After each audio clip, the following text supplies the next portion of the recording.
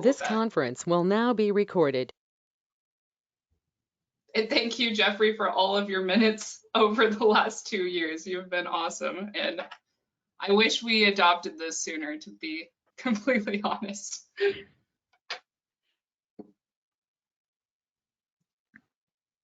And that's all I have for the election. Okay, great. Thank you, Courtney.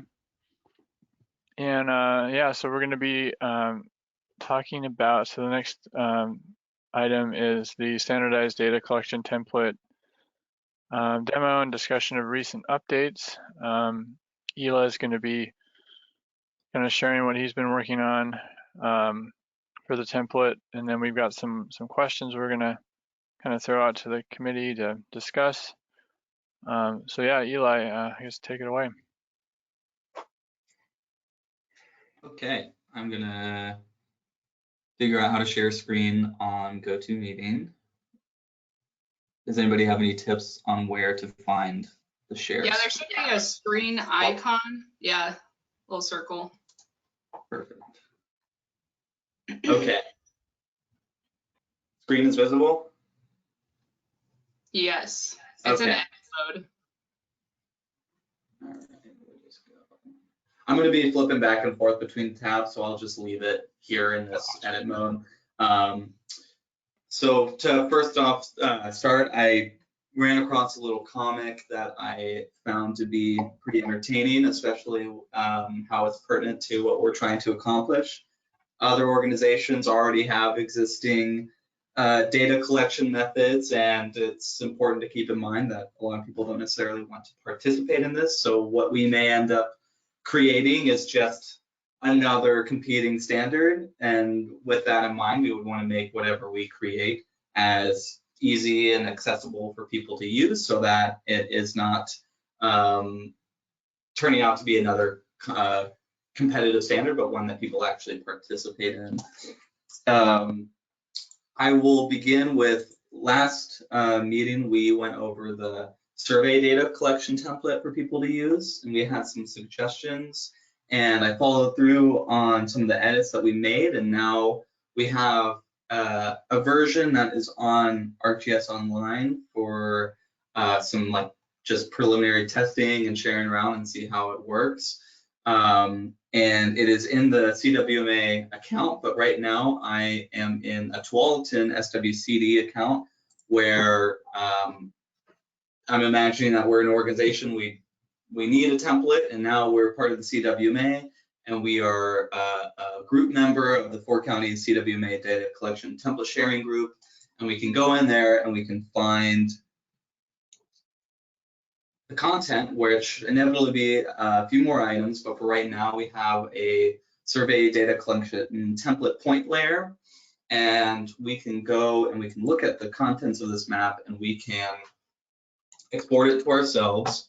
So if we were this new organization, we'd go to this group and we would export this layer to a feature collection of ourselves.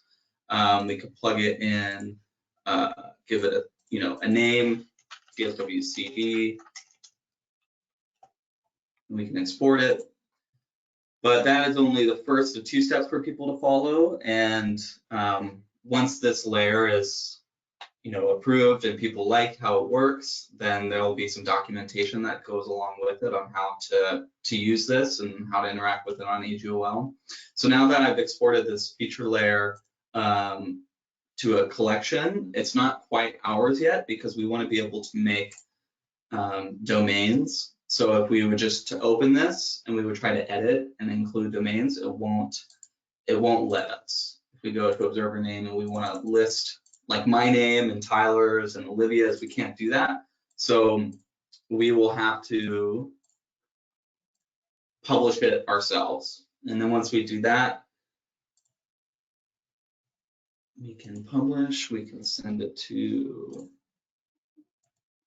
it's already named that, so we'll go.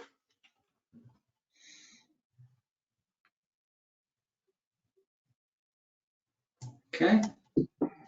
And now we have a layer that is all ours to collect point information, add in our own domains. I can add in myself.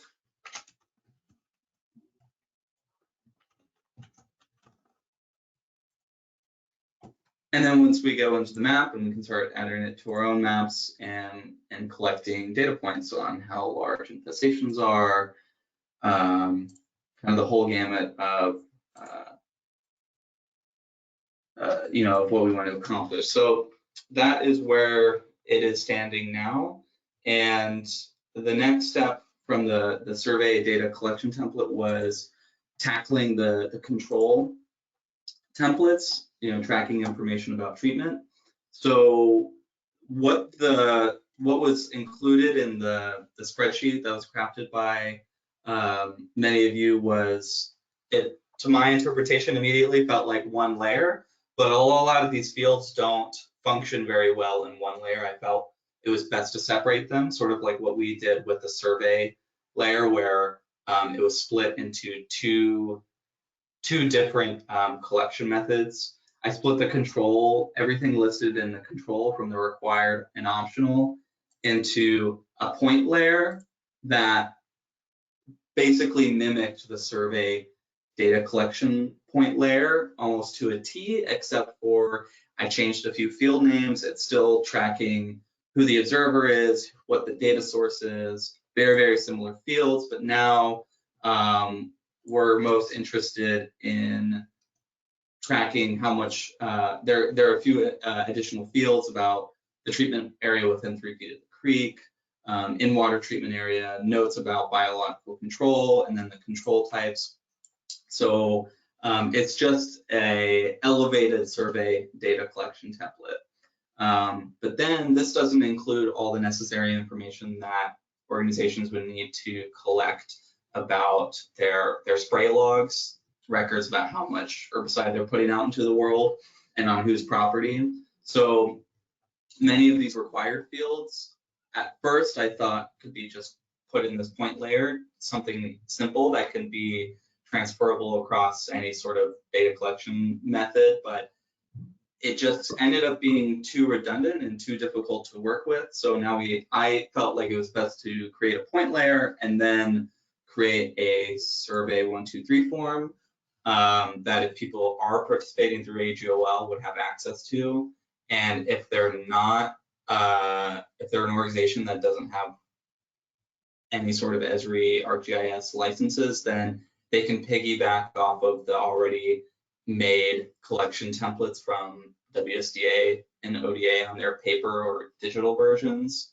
But as an example, for those who do have Esri and ArcGIS licenses, there is now a template that I began to make where it follows through all of the required fields about the precise lat and long coordinates, the address of where the treatment occurs. And in this particular example, this is for Oregon, where it asks specific questions that Oregon or Department of Agriculture requires to ask you about the organization details and applicator information. But there's also additional questions about if you're participating an Oregon State Weed Board, which was a component of the control optional fields here.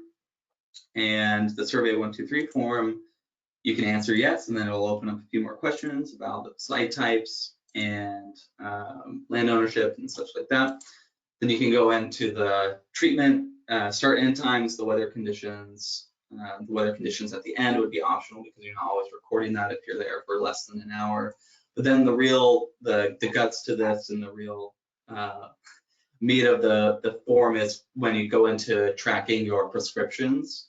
ODA wants to know what type of method type you use, so you can indicate that you're out backpack spraying, ATV spraying that day, and then you can list out the prescriptions that you used using that application method. So sometimes you're out in the field and you have one prescription of just straight glyphosate, and then maybe you have another prescription where you're mixing 2 other chemicals and you want to be able to track that.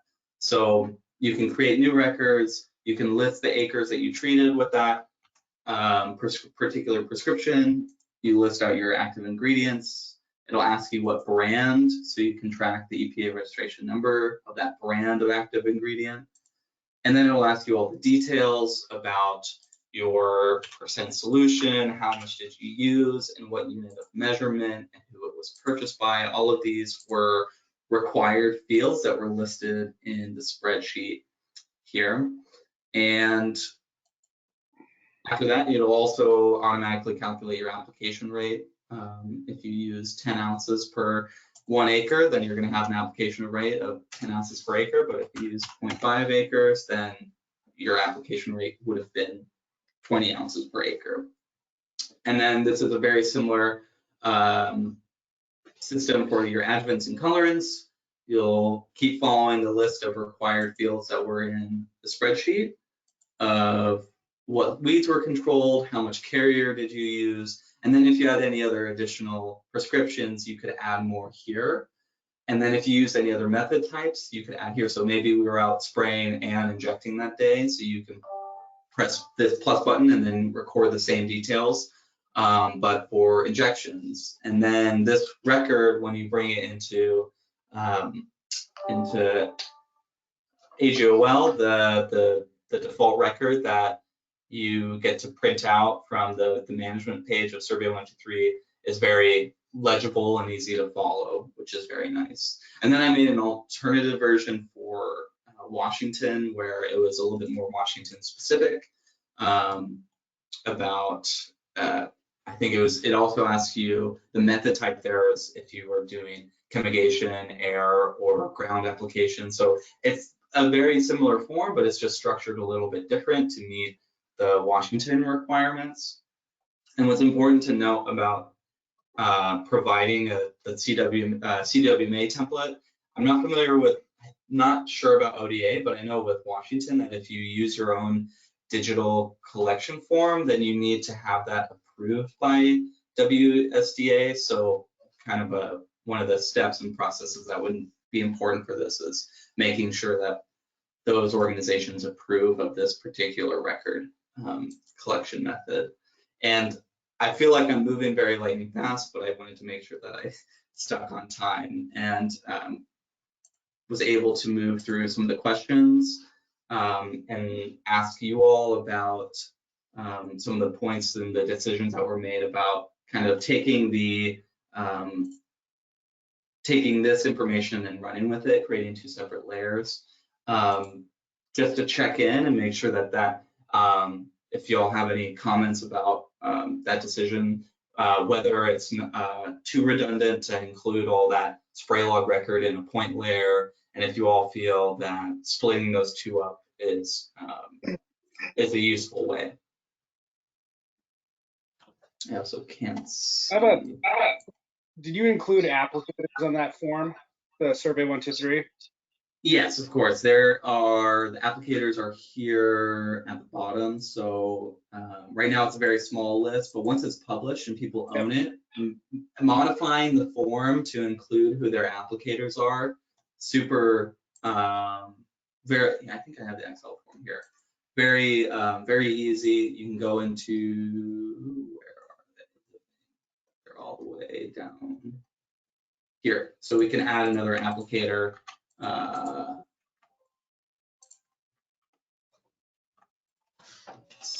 Olivia.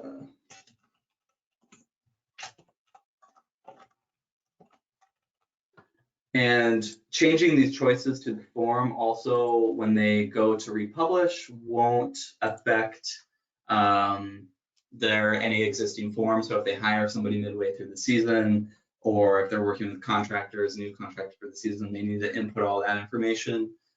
Making those changes, updating those choice lists don't affect any existing data. So the whole form, I try to make sure that any changes or modifications you need to do to just simple choices won't affect your data. But if somebody gets this form and wants to modify it and make it their own, maybe they want to track applicator hours, things like that, they would need to make all those decisions and make those changes before they have a published version that they're working with for the season. Yeah, but there are now, there is an applicator section here that you can. So double checking. Yeah, so I haven't used Survey 123 Connect at all. I played around with Survey 123. It just doesn't. It's fine. It's good for this situation. I'm just not a huge fan of how you can't link it to a feature service. except it creates its own when you publish it, but that's fine. If we're talking about getting people set up and just having something for them to run with, this is a pretty good, darn good solution. Okay. All right. And it's easier to manage the domains this way, especially if you got to enter in like 50 different IST numbers. Having that shoot functionality is huge because just to do the domains and the hosted feature service is just freaking painful. Yeah, for sure. Yeah, being able to having it through Excel and that one-to-one you can just copy and paste is very nice. Let's see. Then there were a couple of questions about how this. So I data. So do we have? Are we on a tight schedule? Or can we talk for a minute? So I guess the only question is, so I understand splitting it into 2 layers. Is there a reason we didn't want to create? So if so the initial point layer, the non-survey 1, 2, 3, this kind of gives you a point, and it records some pretty basic data. Now, is there a reason we since we're I know point data works with a lot of different things, but if we're talking about an AGOL, our Esri-centric, stuff, it makes a lot more sense just to potentially to make that into a polygon or have a polygon version, because then you can pull area numbers straight off that and put them into your survey if you want, because it just like then it we work sites and there's like it's a huge site but you're only treating a small area, and then you drop a point and you're just guessing on your treatment area and all that other stuff. Yeah, so to address that, I did not include for this demo the polygon version, but much in the same way, I think when we last met in the fall and we went over the survey data collection template, I made 2 versions where you could either choose to drop points or polygons. So that same creation would be applied to the treatment data collection template. There would also be a polygon version that people would have access to. Yeah, absolutely.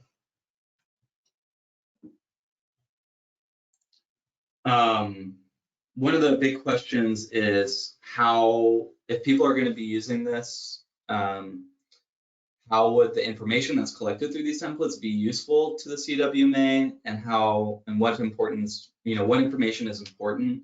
So likely a lot of the past pesticide application record documents are unlikely to be shared with the CWMA. I think people have their own versions or PDF documents, but data within the points and polygon layers is the most likely to be seen.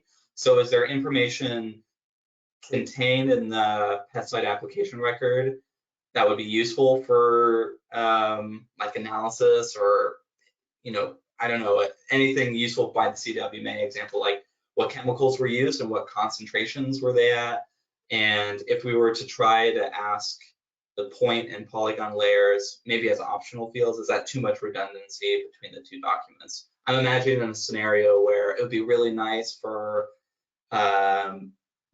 like the science and technical committee or even the mapping and data committee to reference these documents and say, what are the trends of like what application methods for this particular weed is most effective, and at what concentrations, and being able to answer those questions through like local data within the 4 counties rather than papers and research elsewhere. I'm just thinking of these scenarios and if we want to consider that, and if there's any comments on that. It also might be taking off a bigger bite than is necessary right now, because right now we're just focused on creating a template and offering people a product that they can use, and perhaps those questions can be answered down the line.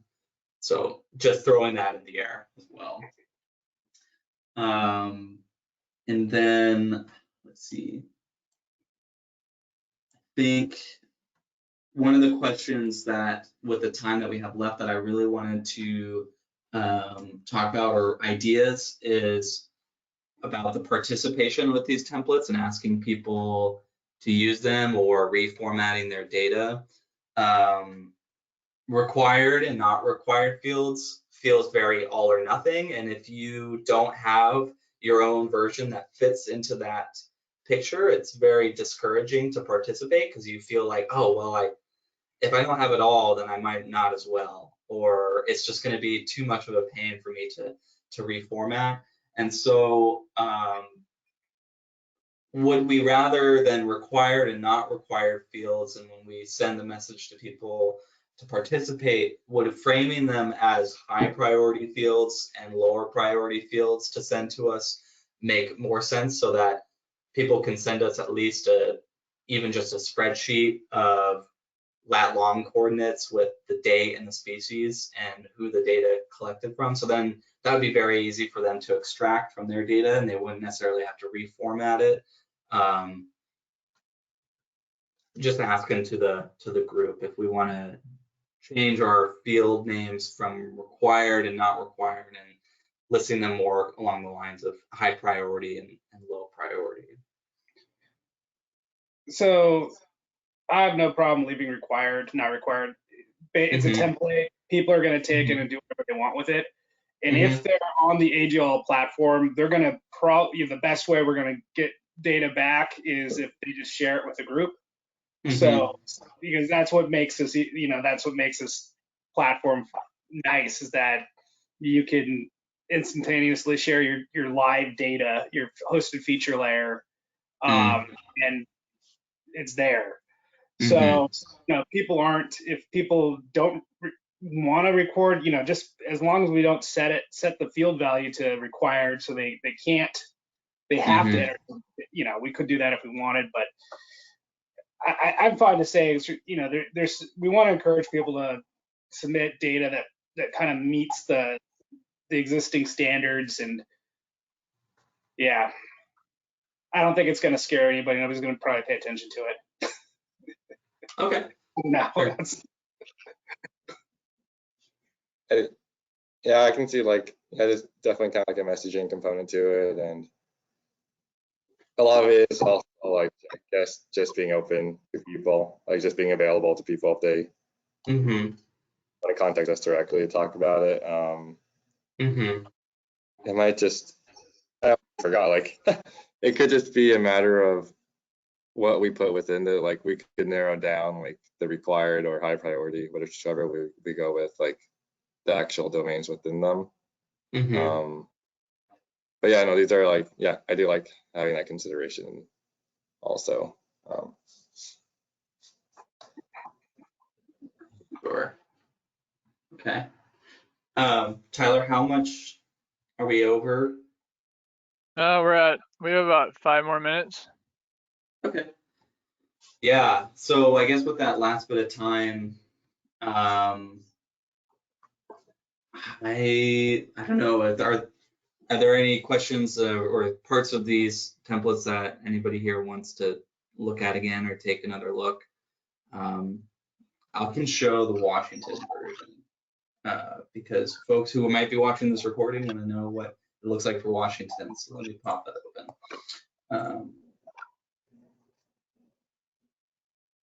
Oh yeah, and these are awesome. Just having them, seeing all these on the actual template or on the actual Survey 123 forms are great.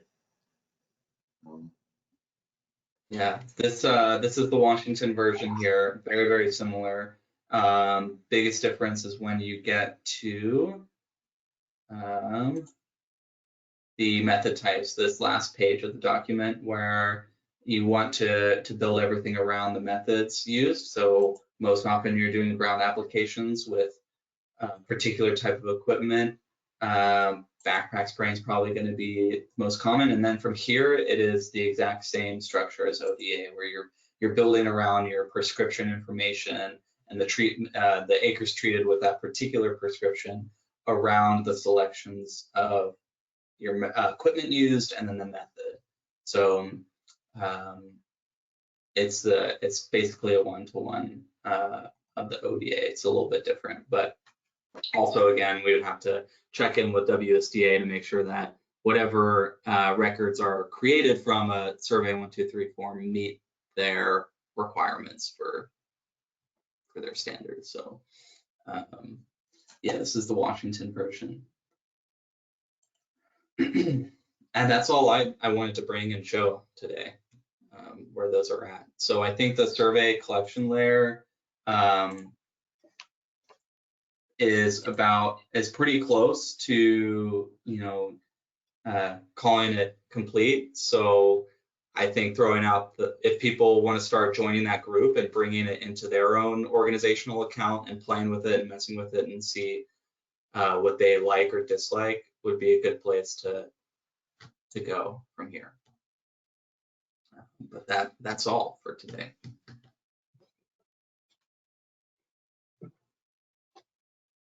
Thank you, Eli. Yeah, you're doing some really good work, and it's really exciting to see everything come together with a template, because for a while it was just kind of an idea, and now to see it take shape and take off, it's really nice to see that. Let's see. So the next thing that we're going to be talking about, let's see here. Share my. So I guess with the template for the timeline. So yeah, I guess as Eli mentioned, like sharing the survey template with people to get just for having them playing around with it and get some feedback. And then I guess for the control template. The idea was to try to get everything. I mean, it is kind of ready to go. I mean, it's pretty close, at least for the. I mean, the survey is, but for the control template, by the next meeting, like, obviously it would be nice to get some feedback from people if they've started to use the template, the survey template, and then we'd like to try to finalize things by April and get them both ready to use, or at least the control template as well. And then we imagine there's going to be some questions and some follow-up, but I'm just trying to get it out there for people to start playing around with. So that's the timeline right now. Let's see, let's share my screen here.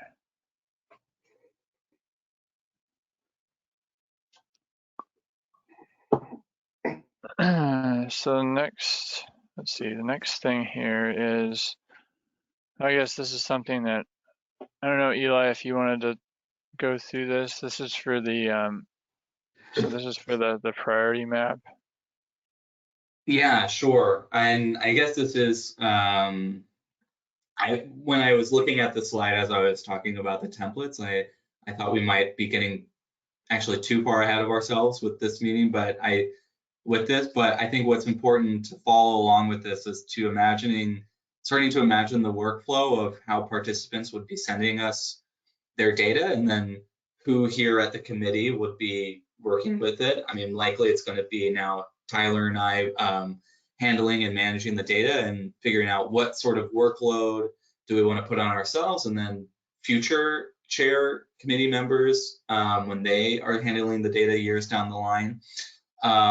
If as Tualatin, we have our raw data, we have the templates that we like and that we don't want to change anything, and we want to share our live data, like you were mentioning, Justin, earlier, to the CWMA group, whatever format that's in, how hard of a job is that going to be for the CWMA mapping and data committee members responsible for the AGO account? How hard of a job is that going to be to then reformat and put it in a place that's usable in the priority map? Because what we wouldn't want to have happen is a whole bunch of raw data just like thrown into one map, and then you can't query well and navigate and filter. So it has to be, like we said, standardized and put into one place.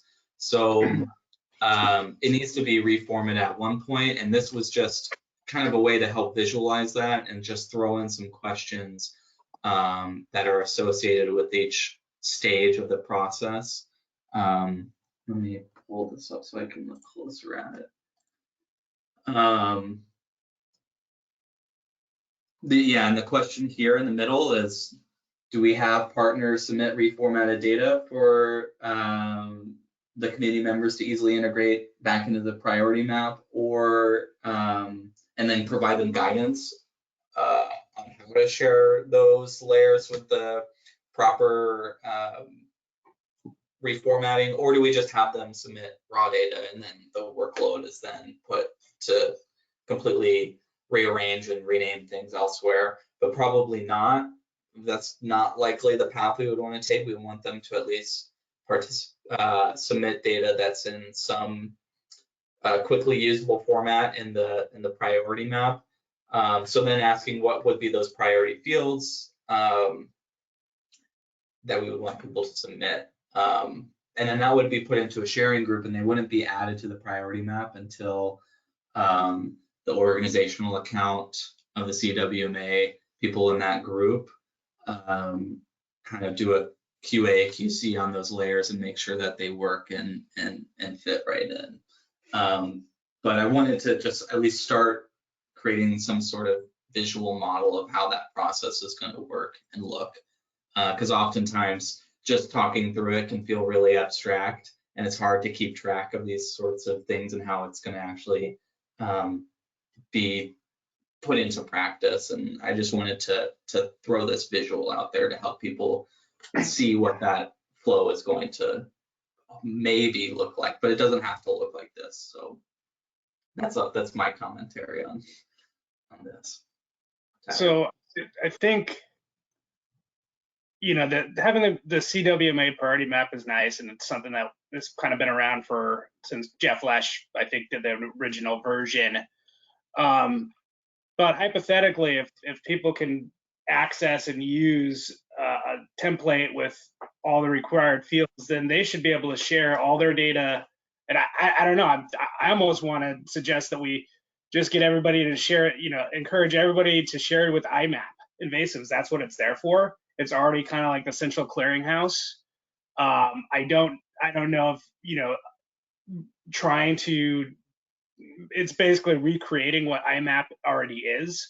If we're talking about trying to integrate all this data into a CWMA centric AJOL, you know, platform, I almost see the main purpose of this is just give people that tool so they don't have to recreate, you know, the wheel if they, you know, get an Oregon State Weed Board grant or whatever, and make it possible for them to collect data that they can easily share with IMAP, and we can pull the data from IMAP.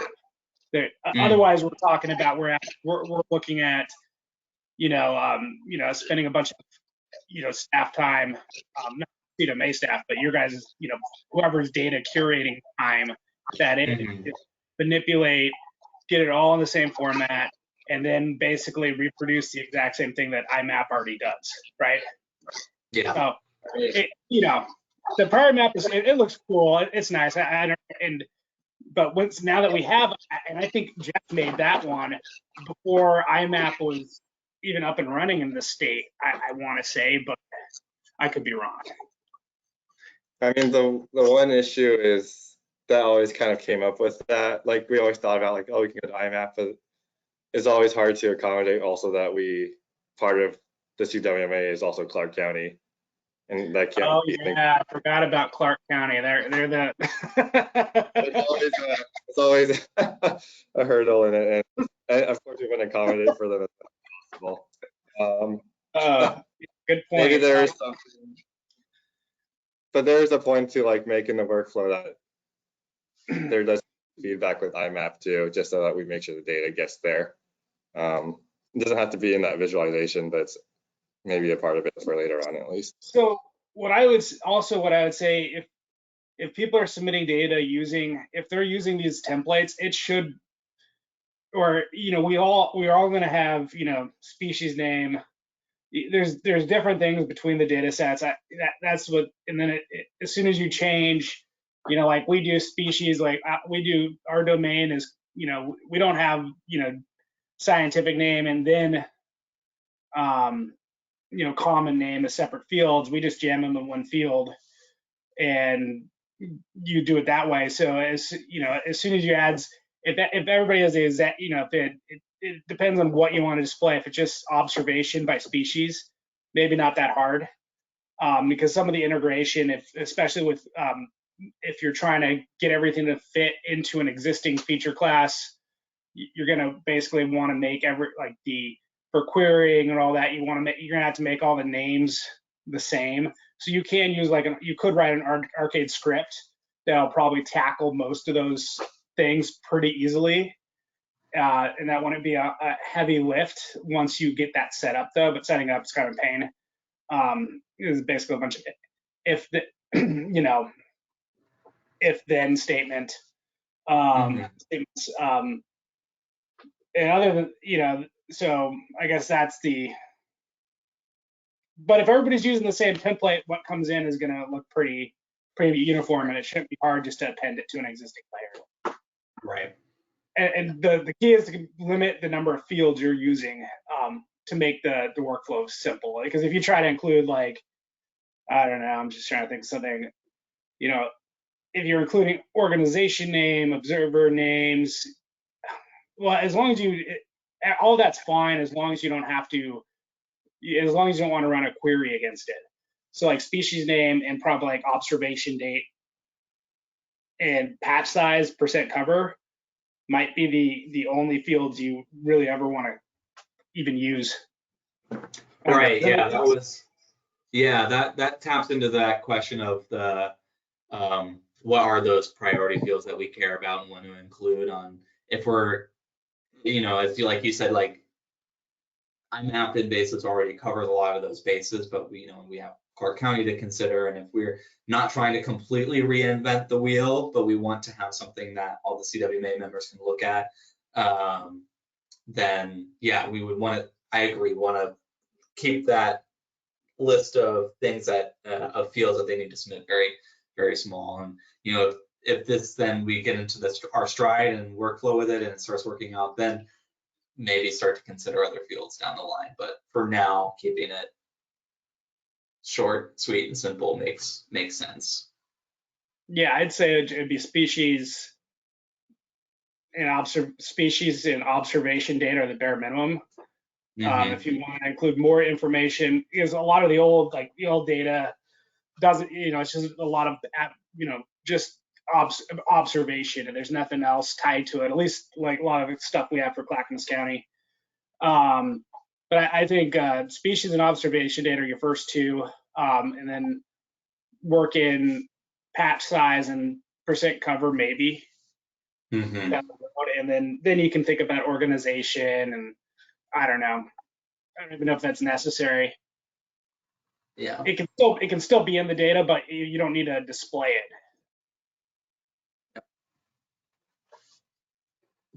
And then you don't have to worry about consistency in the domains for query, filtering, and stuff like that if you only have a few fields.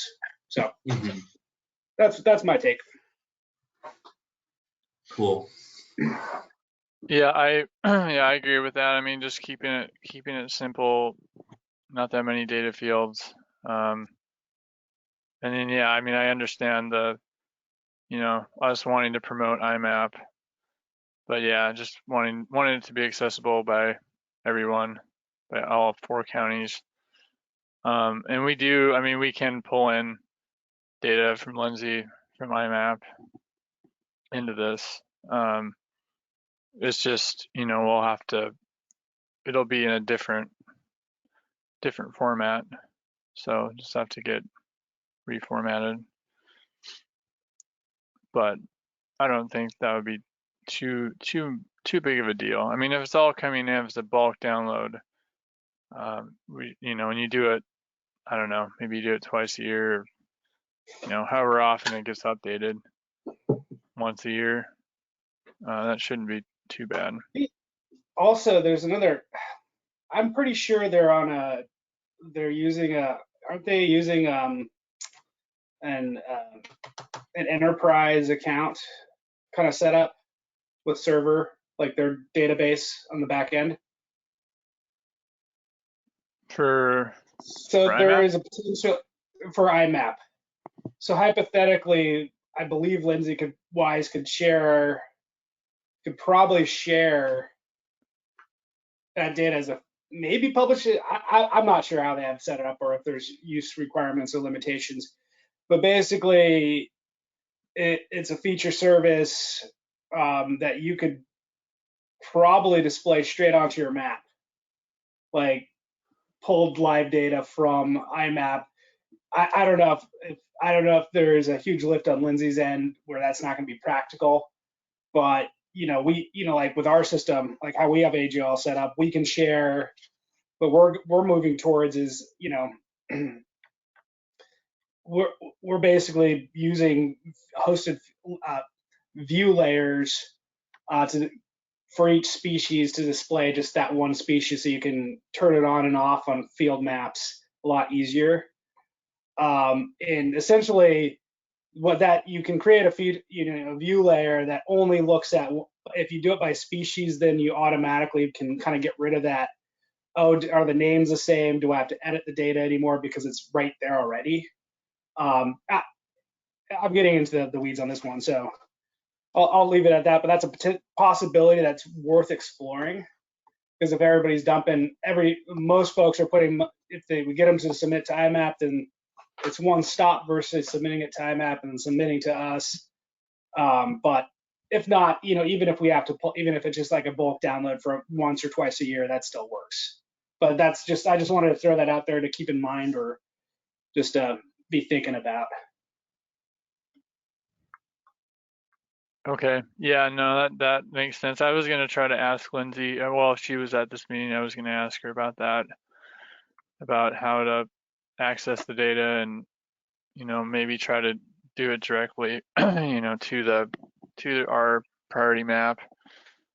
Because I think, before, when she was hosting the layer, I think even when Troy was hosting it, she went back in the back end and had to change some of the fields. So I don't know if she had some kind of template or process where she just kind of put it in the right format and then she just uploaded it to the priority map. Yeah, just something to keep in mind as we move forward. But either way will Okay. work. Okay. Yeah. Thank you, Justin. So yeah, with the priority map, so yeah, now that we have it on our own CWMA account, we started sharing it with people that have already had the previous map shared. So I think Courtney, we shared it with you, we shared it with you, Justin, and then a few other partners. So you should see that in your that invite. And then anyone else that's interested can just send us our username or their ArcGIS Online username, and then can fill out the limited data use agreement. So it's pretty straightforward. But yeah, we'll be looking into that, or Eli and I, because I'm liking the diagram here. So essentially, like creating two different groups for the confidential and the public map. Right now, you can access the public map on the website just by clicking on the link or on the image of the map, and then we'll have to do something for the confidential, for the data that we don't want to have shared publicly. But that's something we'll probably have an update on at the next meeting in April.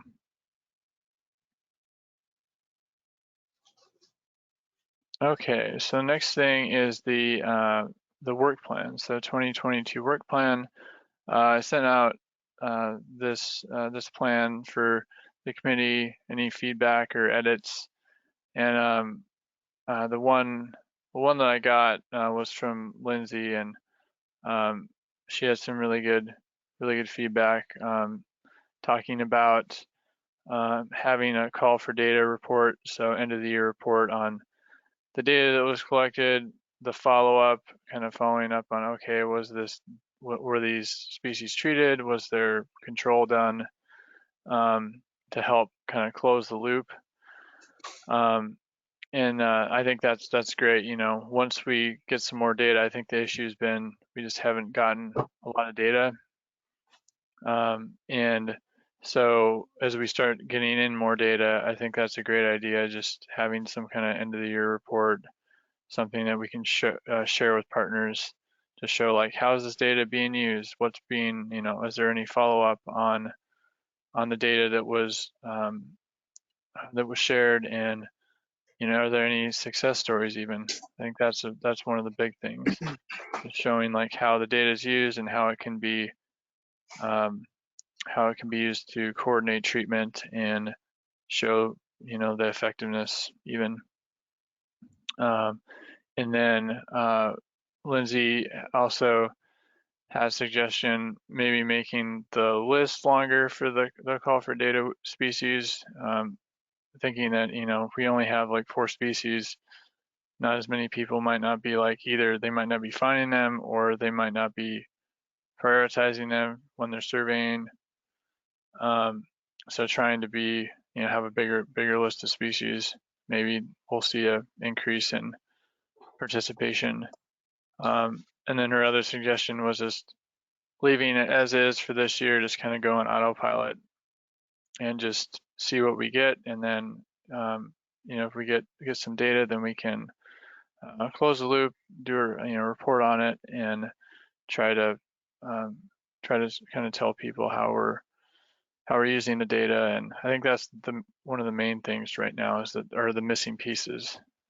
We just don't have that to show people, so they can't kind of visualize how the data is being used and why data sharing is important. So those are all great feedback. But I think other than that, I don't think I saw any other any feedback on the work plan. But something that a lot of it was similar to last year, but obviously getting the template done is going to be huge. And then also with just sharing success stories and getting some more data that we can use to kind of tell that story.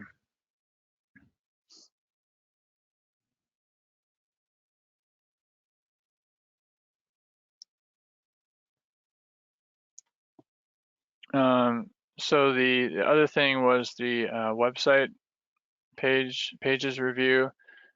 So that's been happening. I met with Aaron and we went through all the mapping data web pages, all the content, and provided some edits before we share it with a consultant. So essentially just worked on condensing pages, reducing text and web links, to simplifying as much as we could, and then clarifying if something's not kind of spelled out. And so yeah, the final edits are due by the end of the month, and everything's looking good and staying on track.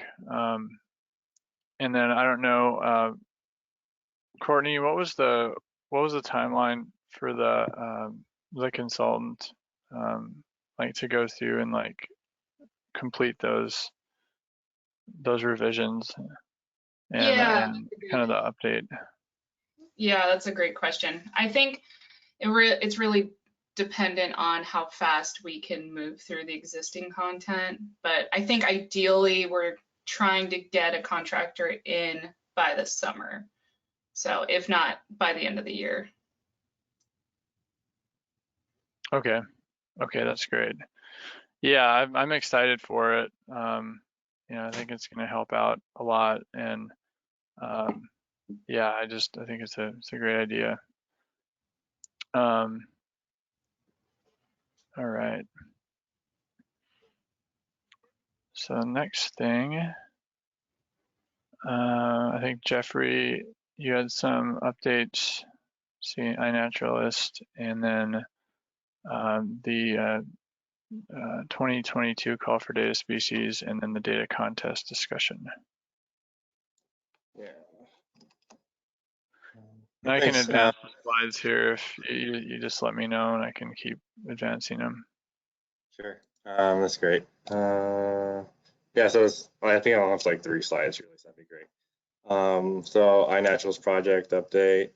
Since our last November 10th meeting, was also mentioned during the pull together, we haven't had any new reports in our projects for priority species and call for data species.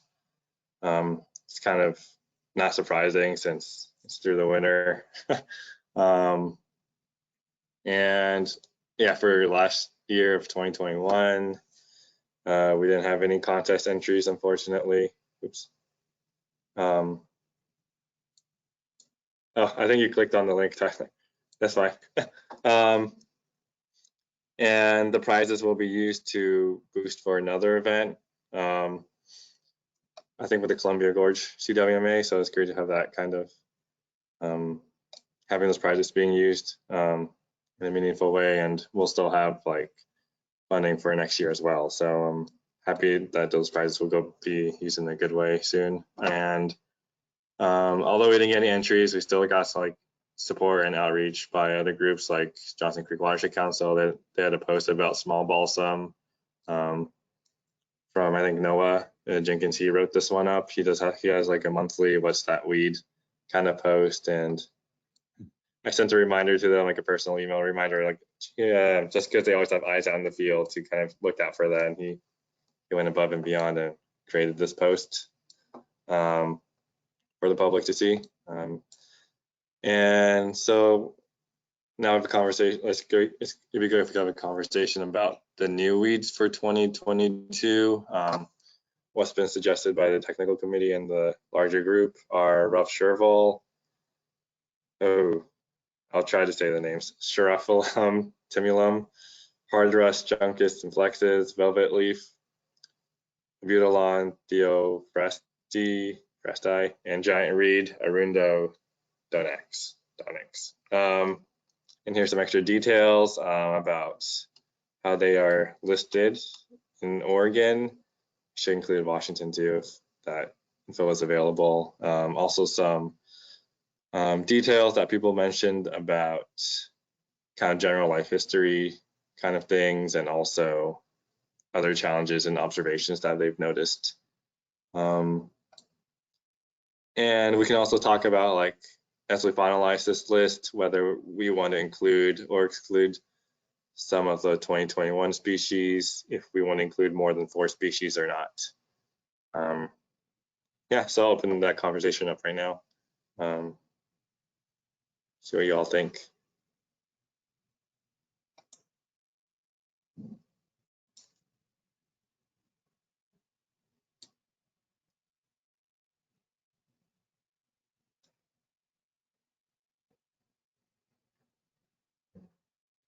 Have any of you seen these species around, or? Yeah, we've seen giant reed. We were just talking about it yesterday, actually, doing some our own like scoring of so ODA has the weed risk assessment scores, and we tried to apply our own score. And we were actually surprised by how high giant reed kind of scored on our criteria of questions, and it is something we are curious and interested in following up on now with giant reed. So ODA, I believe they decided to leave it on the B list, make it a B list versus an A, because if it's an A, then they essentially open up, most of it's like a lot of the patches are ornamental plantings. And I don't believe it really generates, but I think it mostly spreads by rhizome, but I could be wrong. I think that was the reason ODA left it at a B instead of making it an A. But I could be wrong.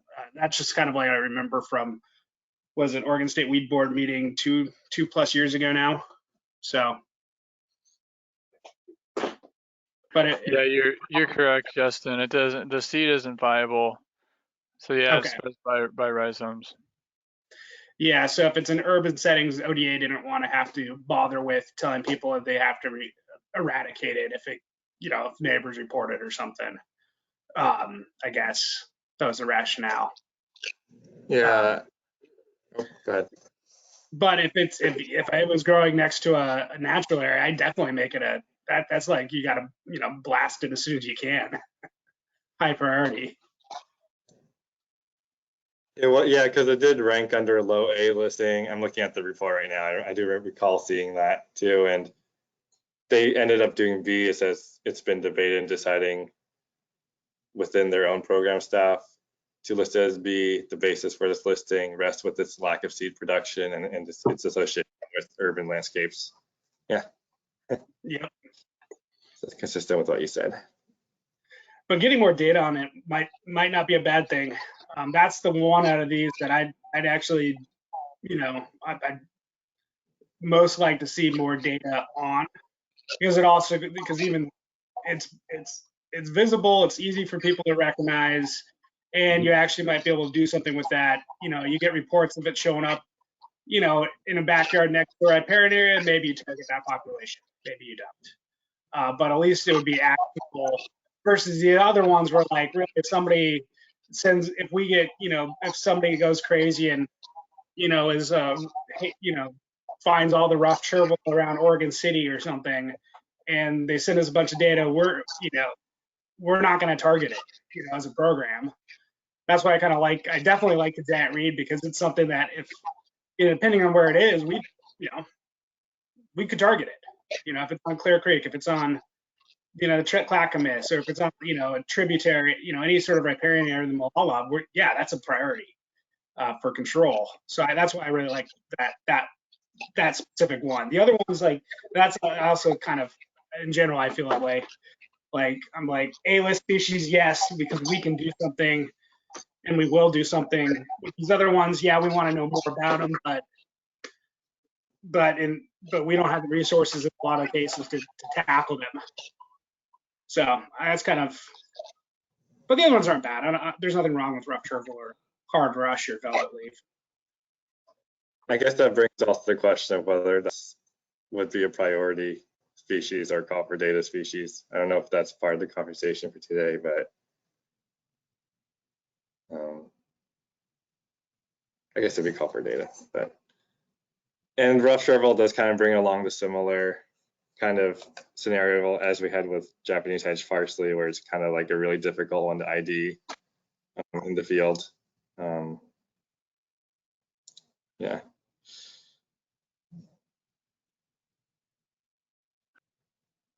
Yeah, I mean, I don't know. I think that, yeah, with the call for data species, that's the tricky part, is that, I mean, like Justin was mentioning, I mean, some of these species, I mean, especially like ones that aren't A-listed, they might not be as high a priority, and so it'd be the same case with other partners. It's like if we have it on the call for data list, it might not get a lot of submissions because people are just not focused on it. So, like, trying to be more selective of which species and maybe how they're listed. I mean, some of them, they don't have to be listed. They could be ones like the balsams, Balfours and small balsam, which are, the science and technical committees trying to get listed by ODA. So just trying to, like, be more selective, I guess.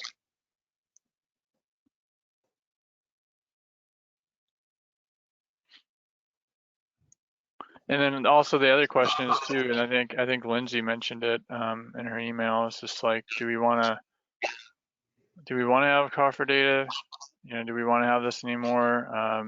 Is it something we want to just kind of go like with the contest? Just kind of have it on autopilot, or change it, or increase the number of species to see what happens. I don't know. I feel like the list was small, usually 4 to 5 species, because it's a lot for people, especially if these are new weeds, for people to get the search image down and start reporting them. So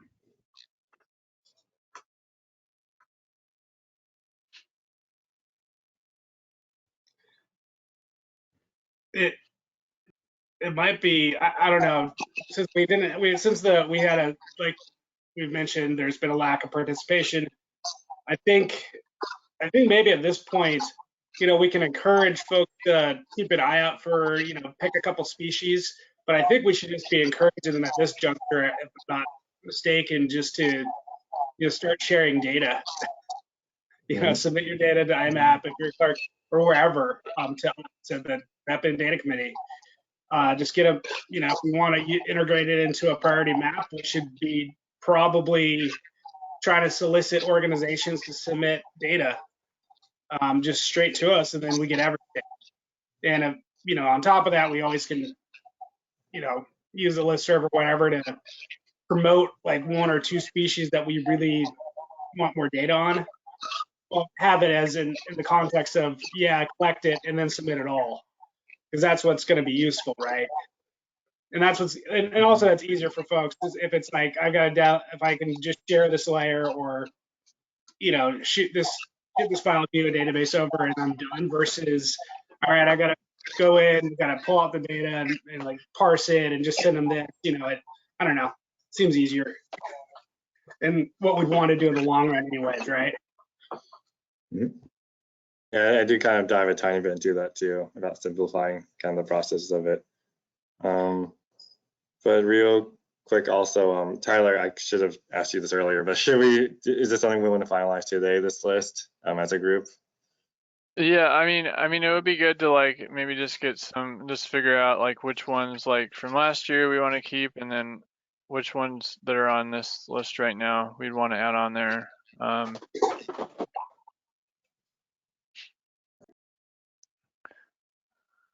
I mean, I think the Balfour's balsam and small balsam, I think those two would be great to leave on there because we're definitely interested in getting more data.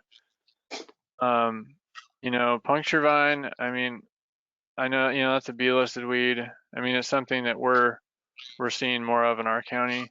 It'd be nice to get more data, but I don't know how it is with everyone else. Japanese hedge parsley, that's one where it's harder to identify, and I think some of the reports we did get were misidentified as the arvensis. So I'm not sure how useful that one would be. Yeah, I feel like at least half of them were mis-IDs, and when I talk to like people like I've worked with across, they're unsure about Japanese hedge parsley, whether it's important to like really they don't keep track of it. I think it's not on their priority list, but who knows? It's kind of the overall group too. But yeah, I mean the giant reed, I mean that's a good one. I would agree with Justin there. And then the rough shrivel, I mean that's been brought up a number of times. I know Michelle, she had that field day. And I don't know if that was rough shrivel or was that wild shrivel. But I know it could potentially be, a weed on the rise that we need to look out for. And then the other two, velvet leaf, we've gotten like maybe one or two reports of that, but it hasn't been something we've really noticed in natural areas. And then hard rush, I wasn't really familiar with that one, so. Yeah, I think Dominic Mays mentioned that the velvet leaf, it could possibly be relatively easy to control, which might make it kind of falling under one of our lists, copper data or priority, if it's something we think is good.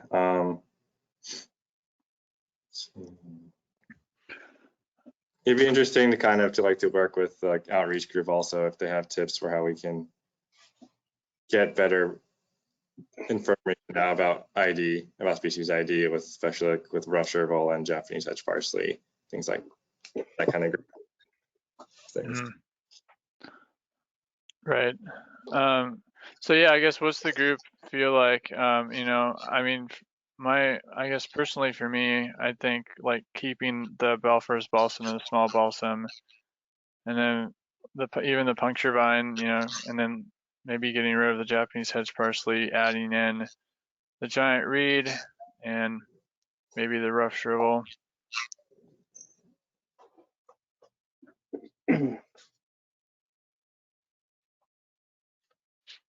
How people feel about that? Are we still talking standalone call for data, or just species of emphasis while asking for organization shared data. What? This would just be for call for data, but I think when we asked for these species, I don't think, like you were saying, it wouldn't be like all inclusive. I think we want to like hit their data, so they wouldn't have to like sort out all their individual reports. Yeah, I'm fine with those species. You know.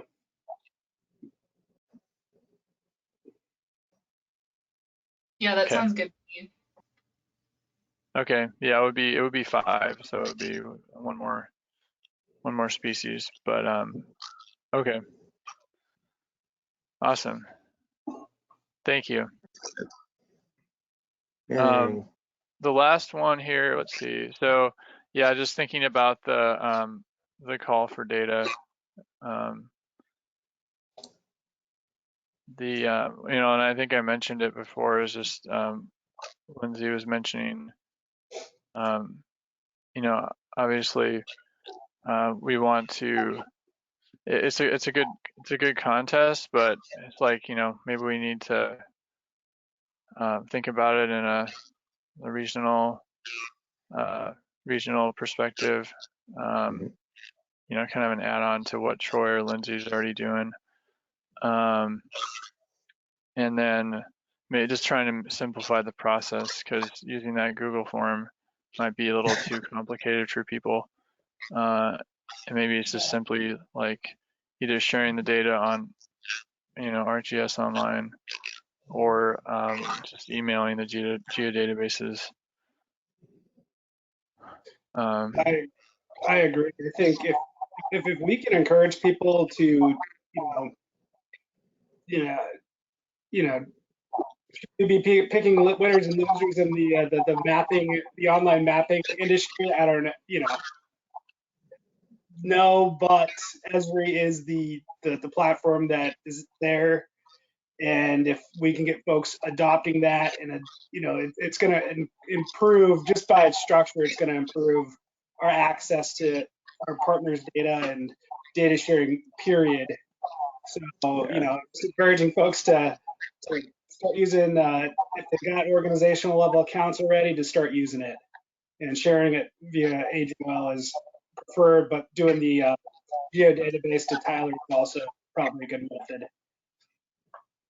If Tyler likes handling everybody's geodatabase, that's fine with me. Yeah, I guess I want to have their, you know, I want there to be flexibility, so people can, if they don't have AGOL, then they have another option, I guess. That is important to remember. Some group, some folks just won't have it. Mm-hmm. Right. Okay. Yeah, and then I think I'd almost encourage, primary AGOL, secondary geodatabase, and then contact Tyler if you don't have access to contact, whoever's taking lead on the data side of things, to figure out an alternative format. Because somebody's going to show up and be like, I have my Garmin, handheld GPS unit, and I've created this spreadsheet, and I'm, just some, retired botanist or something, and they might want, who knows? Or somebody finds a bunch of data from, the 2000s, and it's all tabular for, I wouldn't say we're not going to take it, but, Yeah, right. Yeah, we'll try to work with anything you can give us, I mean, obviously having the template and having a standard format would be really helpful, but even then, we'll still get things that don't fall into that. And I think just trying to take what we get and make the best out of it, really. Okay, and then I already kind of talked about, closing the feedback loop. I think that would definitely be something like this year, if we can get some more data, then highlighting the data that we got and following up with people to let them know like what happened, were there any success stories. I think that's really important, showing them how we're using the data. And the last thing here, I guess, did you want to go over some of these, Jeffrey? I mean, I can do that in like 30 seconds, but I did just copy paste it to the chat also. Okay, perfect. Thank you. But definitely there's a whole group of them, especially for like, there's a tribal GIS group. And the resources are like geared towards like native peoples, but is also like there's the YouTube forums, like if you're still just trying to learn ArcGIS, or just as a ArcGIS Pro, ArcGIS Online, field maps, story maps. So it's a great place to start, like getting all that info. The Columbia Gorge CWMA, of course, they have their 2022 invasive species and exotic pest workshop coming up in March 3rd. You'll hear more about it, I'm sure, soon. I think I registered, I think like a month ago. So yeah, I'm excited for that. And if you haven't already, a really nice resource is like the S3 publications. I actually really enjoy reading sometimes. It can be like also information overload. Just my one tip is like, make sure you don't subscribe using both your personal and your business emails, because then you get copies of the same thing and it kind of just drives you crazy.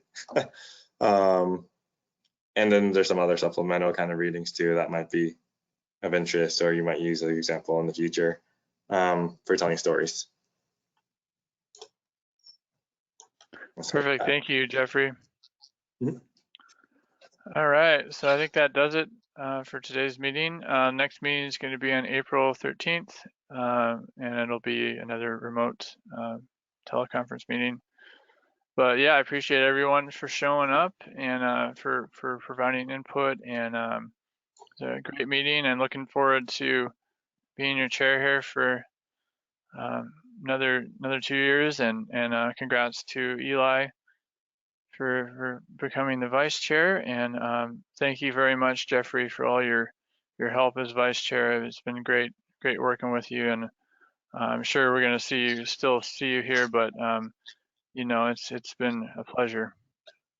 Yeah, same here. And I'm super excited to see what both you and Eli pump out from this group, and yeah, I'll definitely be as helpful as I can with the transition. Yeah, perfect. Thank you, Jeffrey.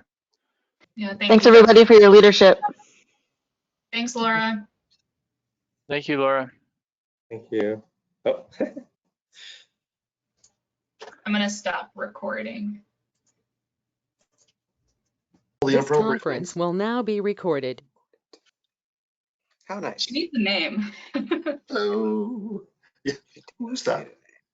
The GoToMeeting fairy. Yeah. Yeah. Who doesn't do the call trees for the airlines? That's somebody else. Okay. Yeah, one thing I noticed when I was in New York, they had a bunch of celebrities making the subway announcements about COVID, like, and wearing masks. So they were trying to keep it like really hip and fun. I can't remember which celebrities it was, but I was like, that's interesting. Like, well-known comedians and stuff. It was really funny. I want to hear Jack Nicholson doing it. Yeah, right. You can't handle a mask. You shouldn't handle a mask. Oh, Mike's, you know. Oh, Kathy actually just emailed me about our meeting right now. Let me send our stuff. And then, yeah, if you guys feel free to pull up the agenda if you want. It's pretty straightforward, though. Yeah. I was gonna say, we can also we only got 2 things on it, so. And one of them we've all talked about already, so. We can be done at 10:30. Could be. That would be nice. Then I Could be. I'm working on my hair. I literally just finished setting up my desk at my new place, so my deadline was this meeting to get it set up, and I barely made What's the it. new place? Did you move? Yeah, not far, but I just moved across the street / freeway. Oh, wow. Oh. How do you like it? I love it. I can see the West Hills, and it's like my Zen space. I love it. Super cool. So where is it exactly? It's it's the Laurel 42. It's the same apartment complex that my sister lives in. And it's like, most importantly, a 30-second walk from my house. So Patrick can has no excuse to walk over here, and I don't have to like drive anywhere to pick him up or anything. So I've been complaining to Courtney for years about like my threats of moving out. I finally did it. Woohoo! Wow. I'm proud of you. And I'm excited to see the new place. Yeah. It's I'm calling it my office, because really that was like a lot of it. I just couldn't focus on work or anything not domestic related at my house. So that's a big part of it. That is fair. Yeah. I support your decision. And it sounds like there's beautiful acoustics there as well. Yeah. Like I said, I just set my desk up. I'm like, wow, this is great. It's very quiet. That's awesome. Yeah. Well, congrats. Thanks. And All you right. you have my full vote of confidence for like being as skimpy with the minutes as you want, because I third and fourth all those opinions on minutes. So Yeah. You guys all know firsthand how annoying they can be, and yeah, if I don't do them like as I'm typing, it's just like, and then it's annoying because unless you have like a second device, you can't be on like video and typing at the same time. Totally. Yeah. And so then it's just, because that used to be my go-to, is like when in-person meetings, I'm just typing, but yeah. Ironically, you can't really do that. Yeah, and it takes almost like a higher level of concentration with the virtual meetings, at least for me. When you're in a person meeting, I don't know, yeah, it just feels special kind of multitasking. Yeah. Followed by the pound or hash sign. Hi, Kathy. Thanks for joining. And whoever your friend is talking next to you. That's the same recording lady. Yeah, I think Kathy has to call it on her phone because GoToMeeting is not as generous with her computer setup. So she'll be calling in a second. This is my third platform in an hour, I just wanted to say. Oh, God. What? I had a Zoom meeting until 9:30, and then I did a Teams meeting for 10 minutes, and then I'm doing this. Oh, man. Yeah. Too many platforms. Trifecta! If you guys want to switch to Zoom in the future, maybe we get rid of GoToMeeting. Just saying, because it seems like Zoom's the better option for like pull together. At least that's, and I know we'll get into that, but something to consider. Hey, good segue. Yeah. Transitions. Yeah, I'll just pass it over to you guys if you want to lead here. And hello, Kathy. Oh, hi, Kathy. I Thank vote you for Zoom. Oh, yes. Did the meeting just start? I didn't have it on the calendar. Is this like just a weird meeting that happens on the same day all the time? I'm sorry, I got a little bit of feedback. What did you say? Oh, I wonder if I'm just turning the volume or something. Hold on. I just didn't know there was a meeting today, so thanks for letting me know. Oh yeah. I'll also send you our calendar link, and I think you should be able to sync it with yours if it's not already. Great. Thank you. Yeah. Alrighty. Shall we talk poll together? Sounds grand. Best one yet. They just keep getting better. Aw, that's nice. Yeah, I thought I had a chance to dive into the survey results in detail. And yeah, it was really nice, the comments we received, and it seemed like it was definitely something that resonated with people, specifically Pam Slaughter's talk. So Kathy, thank you again for saying it seemed like she definitely was the highlight of the event. Yeah, I was looking over the survey results and I saw how highly appreciated that was. It was great. Are you guys having trouble hearing Kathy? Yeah, getting some feedback. Michelle, do you want to maybe try muting and see if that help? Oh, Right, Kathy, you want here to you go. talk Okay. again? I think that was it. Michelle has a very sensitive microphone. No, okay. Yeah, Kathy, could you repeat what you said?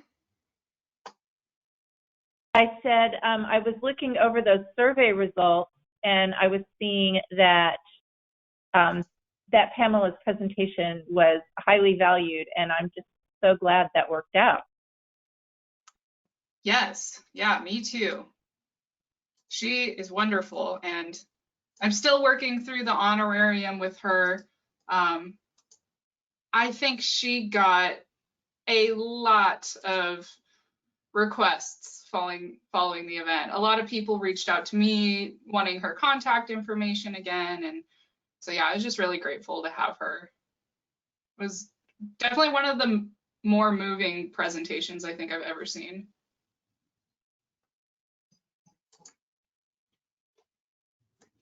Well, I'm extra sad that I missed it. Was it recorded? Yeah, I sent the link to the DEI committee last week, I believe, and then I also made a web page. So I'll put that link in the chat for you guys, and then thank you, Andrew, for getting that on YouTube. That was very helpful. So I did just a little, synopsis of what was covered and put the agenda in there for folks. And if you guys want any additions or changes made to the webpage, let me know.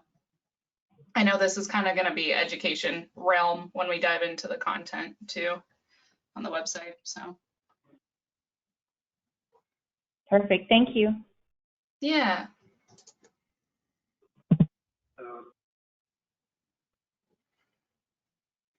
So Andrew, what did you do? Was there anything you wanted to cover on as a wrap up on the survey? Not in particular. Just want to see if there was anything that stood out to anyone more than anything else. It all seemed pretty straightforward when I was looking through it, though. I think the biggest suggestion that came out for me was just a couple of folks asking for like some more practical information more than anything else. But that was the only real suggestion that I saw in there as a takeaway. Yeah, it was definitely a more education outreach heavy event. Totally. But that doesn't bother me too much because it's been so technical heavy for so long that we're kind of shifting around a little bit, and naturally we're just both as we sit in our homes all the time, but also for me personally, as the ability of managing plants has kind of plateaued. The outreach is for me the way that I'm going to be able to expand my capacity beyond what's already happened. I can't believe I'm the only person who feels that way. I did note that there was a lot of folks who said that was a pretty good length, and several people wanted it to be longer. And so I was wrong. Yeah, what was the breakdown? I'm saying now that I was wrong.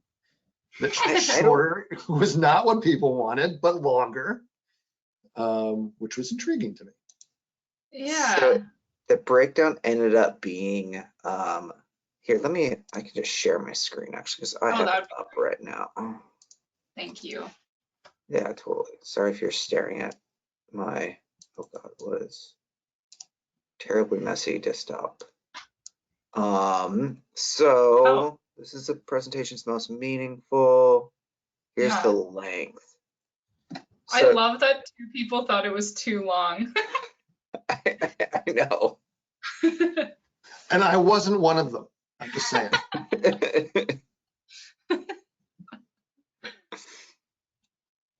So I think, Yeah. I mean, I think the length seemed right.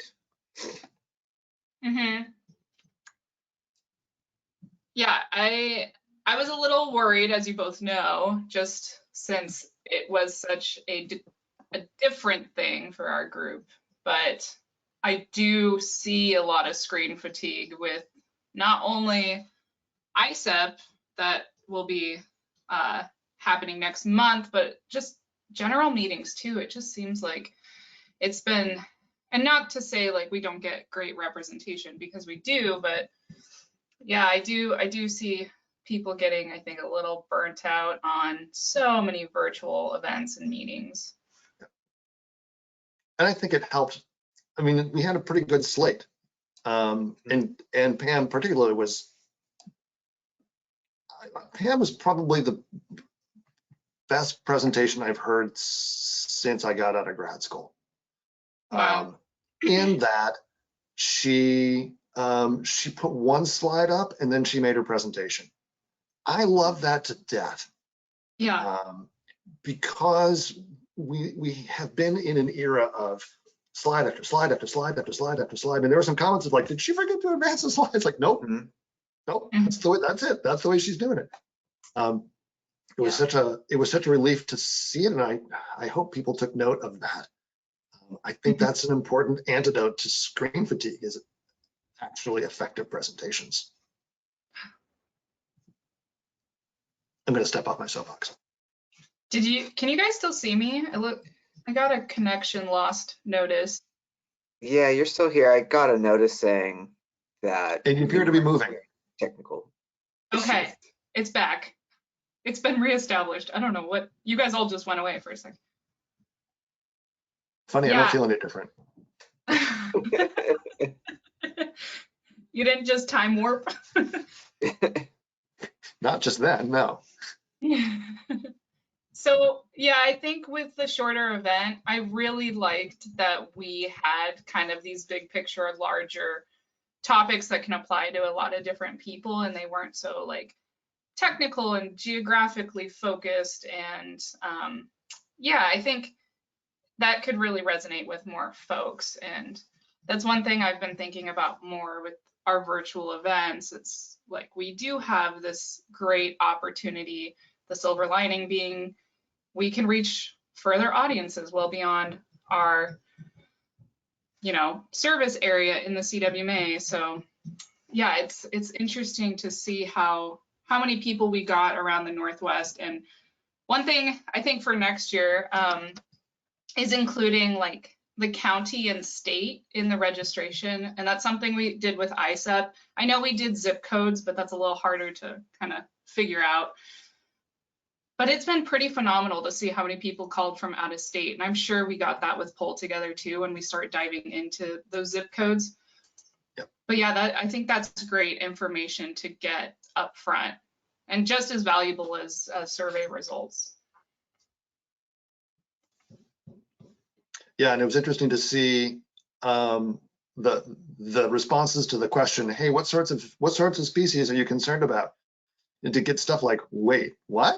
And then to see, oh, you're from Eastern Washington, or like, I don't think there was any from way far away, but like, oh, okay, that's not the answer I expected to this question, but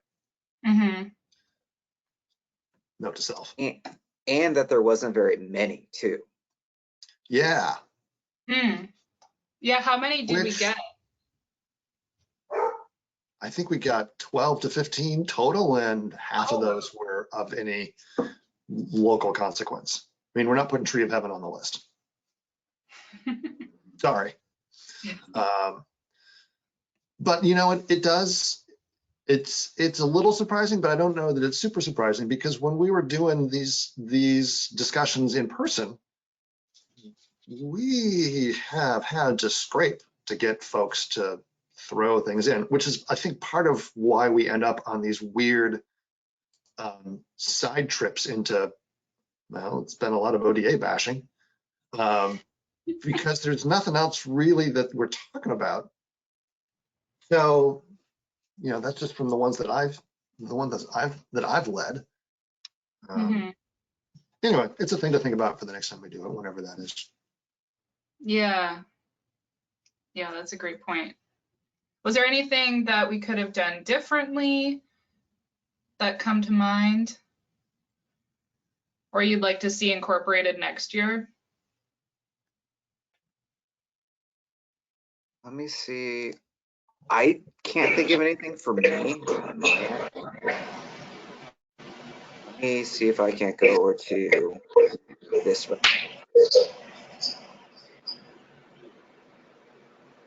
Oh, yeah, that was one thing that be able to see who's attending.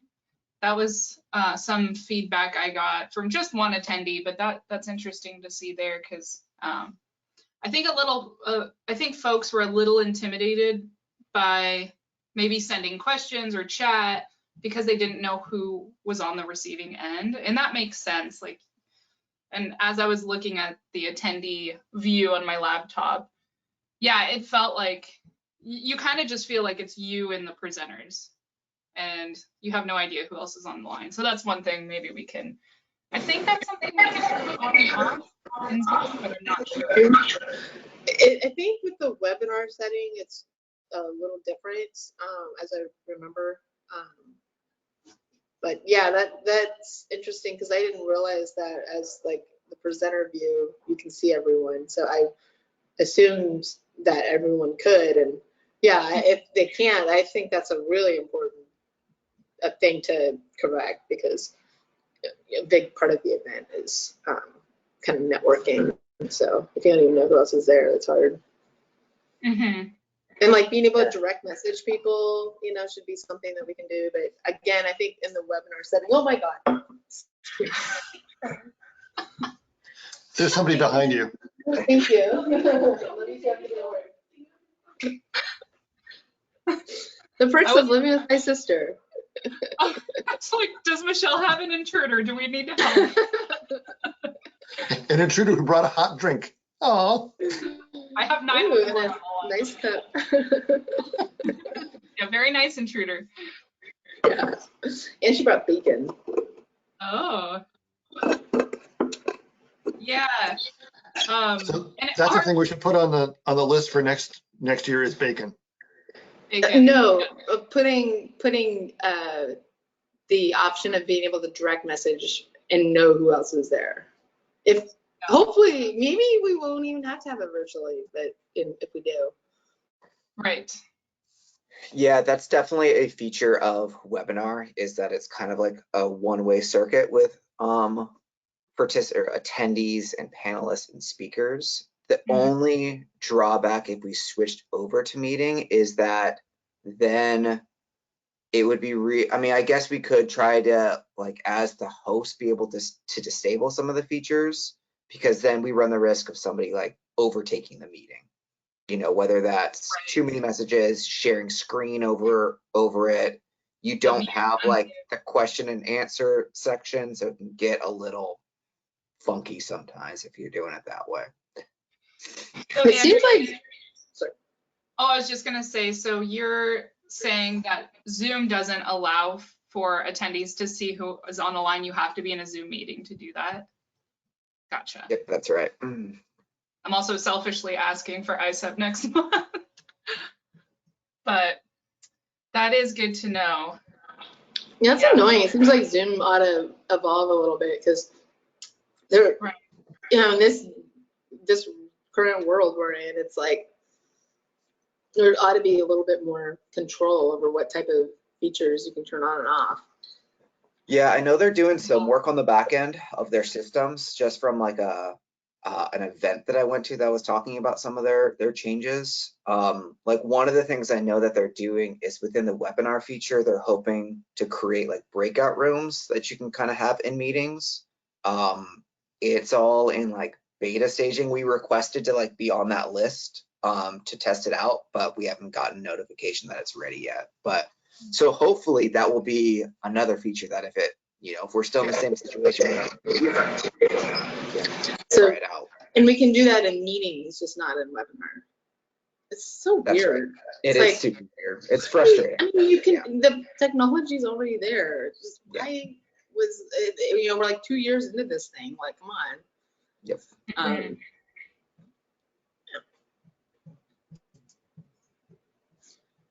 So I got a really nice phone call from one of our board members the next day after the event, and I meant to email the steering committee, but in the education committee, but he had a lot of praise and kudos, and just thought it was like, he was just like really overall very impressed with the event and wanted me to make sure that I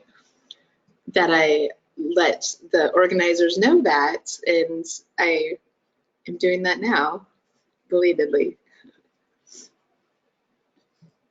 That's nice. More credits. So okay, yeah. So more credits would mean having it be longer, probably. And was it also an issue of just the content? Because it seems like it, you know, we had 3. It seems like we should have at least been able to have 2 credits. I was kind of surprised that we only received 1 credit. Yeah, so it was really Tony's and Tim's talk that qualified for credit. So if we made Troy's talk longer, then there was a potential to have an additional credit. But yeah, Pam's talk didn't qualify, and neither did the committee updates. So. And it wasn't entirely clear we were even going to get the 1.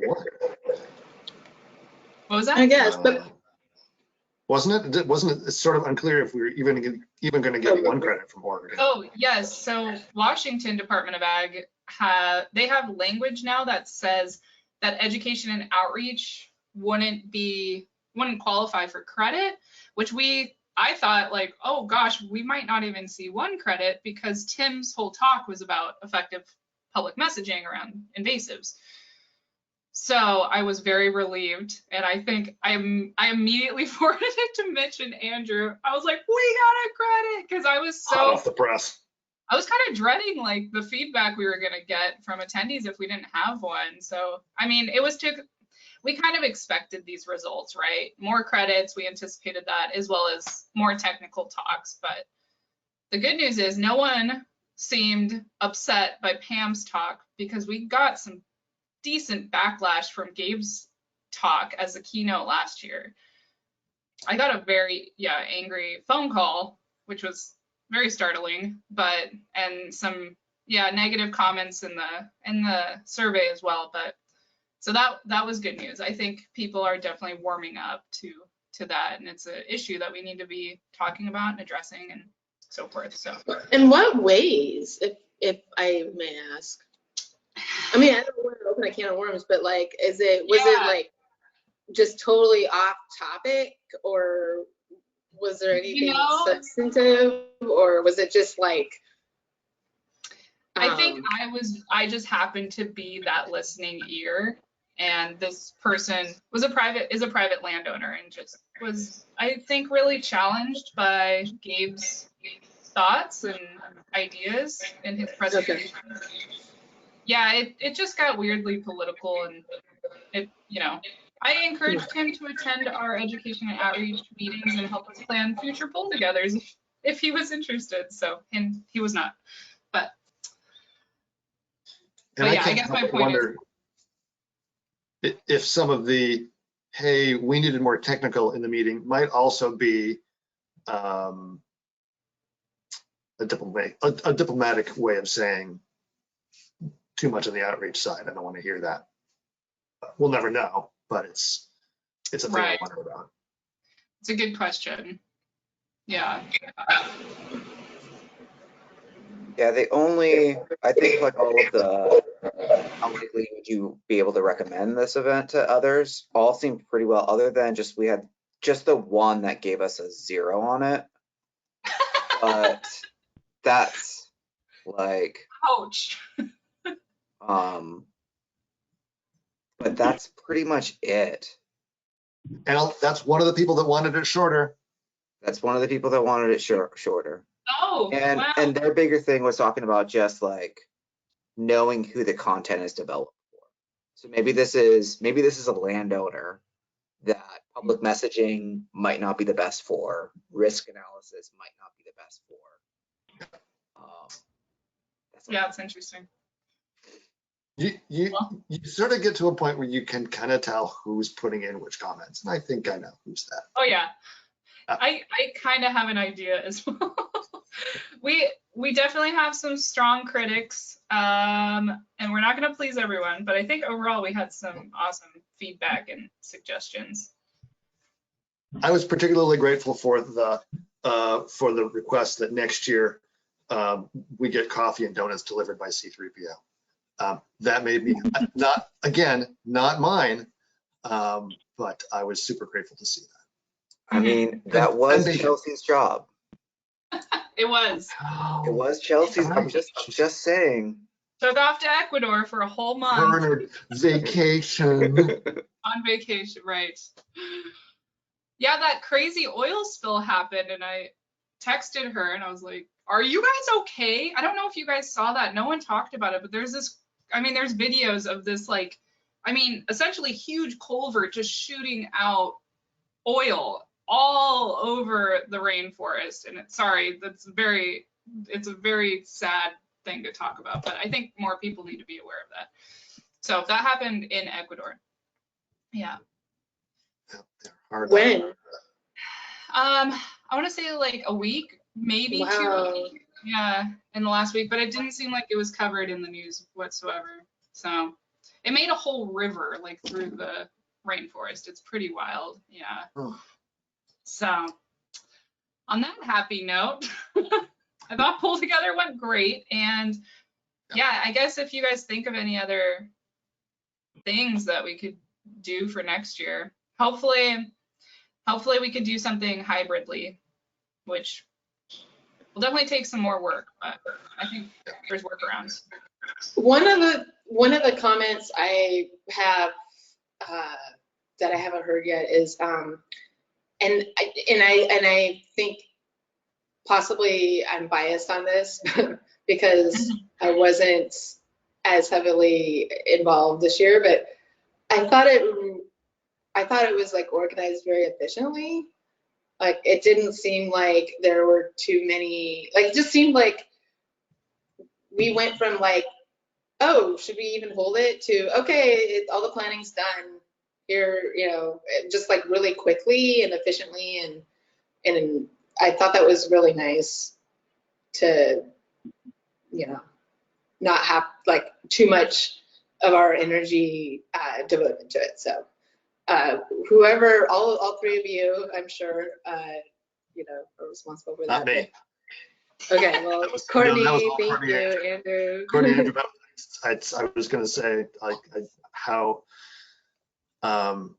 it's great to hear that everyone out in the community was digging this event, and I don't feel like I did anything.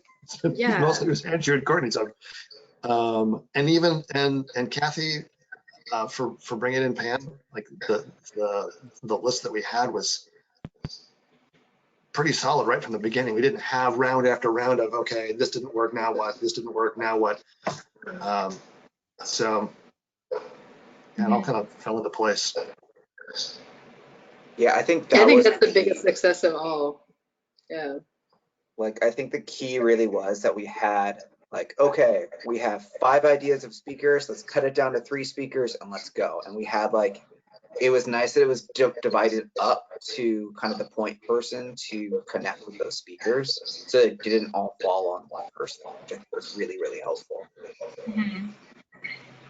Yeah, I definitely feel like we handled the roles and responsibilities really well, and it was really, really nice having you do back-end technical issues, Andrew. That was so nice, and I'm already feeling a little bit of anxiety with ISEP because I know how much work it is to do that back end, all of the things involved with that, as well as the promotion and the coordination involved. There's a lot to it. So I think the more hands we have helps a lot with just the overall success of the event as well.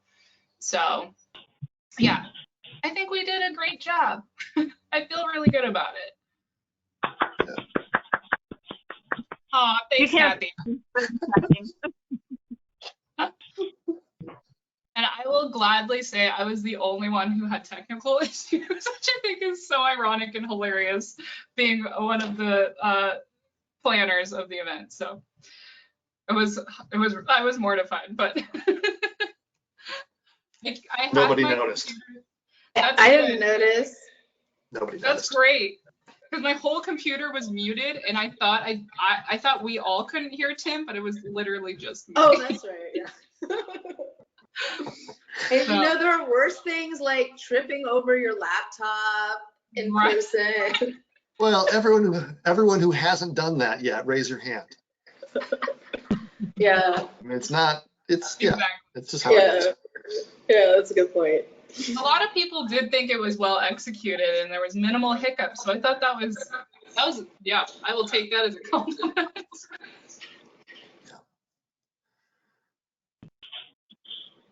Cool. Go team. Yeah, good job. All right, so next. I was going to say, if you want help on ISAP, we can stop by your house with pom-poms and kind of cheer, if that's helpful. Please, yes. Troy's going to be facilitating that one, and I'll be doing technical, and Justin Bush will be the question facilitator. Oh, sweet. And Courtney, Yeah. if you want to check in about technical stuff beforehand, just let me know. I'm more than happy to hop on a call and talk through stuff. So yeah, thanks, Andrew. I will. I'm sure I'll have some questions for you down the road. yeah, let me know. Cool, thank you. All right. Website and BMP? IPM Sure. fact sheet? All right. Do you all want me to share this PDF, or shall I just describe it because Kathy won't be able to see it? Or can you see it, Kathy? No, I can see you all. It's just that you Okay. can't see me, and I have to use my phone. But yeah, I can see the screen, so that'd be awesome. Okay. Shall I try that? Yeah. I will try it.